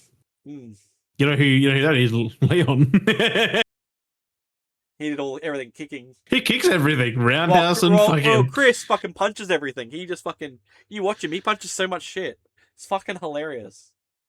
Yeah, because he's the big fucking burly brute. Like it's just hilarious to think like it's so typical. It's just like one's kicking all the time or one's punching all the time. Like it's just so basic. Like well, because I haven't played the first game in a long time. I was a little kid, but does he punch in the first game? I think he does. There's sequences where he's punching. He's throwing those fists. Who's in there? Jill as well. So Jill would have the gun. I mean, Chris have a gun too, but yeah, he has his pistol. Imagine the dog. He just punched the damn dog. I'm sure there's punching sequences in there, but Well, then again, like in the fucking movies, you had fucking Jovovich fucking kicking the dogs, so on the fucking Leon like off the freaking walls. Fucking hell. But anyway, we're at the 3 hour mark nearly. I just this is a normal episode with a bonus Resident Evil attached to it. We had basically our podcast, then we went on like a whole Resident Evil tangent at the end. So that's like this is a special. Yeah. It's episode 10 though, so it's not 9. So it's. I think it's episode 10. No, apparently 10 will be another like 4 or 5, 6 years away now. So I think this is episode 10. Because 8 was 2021. That's crazy. But anyway, yeah, fucking dye some grass. I think we'll call it there. Dye some grass. Nice 2.5 hour episode. You gotta be fucking din-dins now. Yeah, it's fucking. What's the fucking time? 8:30 for you. So yeah, I got my din-dins. Yeah, wrap it up here. This was the potty time usually, like around this time now, but we did it a bit early. Yeah, got onto it. Do whatever afterwards. But yeah. Thank you, Beardies and Beardies, for joining us on another episode. We hope you enjoyed watching, listening. We appreciate you. As always. We have been Dale and Jim, and we'll catch you guys next week. Bye-bye. I'll try not to fucking... Watch it going, because I got you on the big one. I've only minimized myself. I was like, fuck. I can just see like, I'm like, fuck.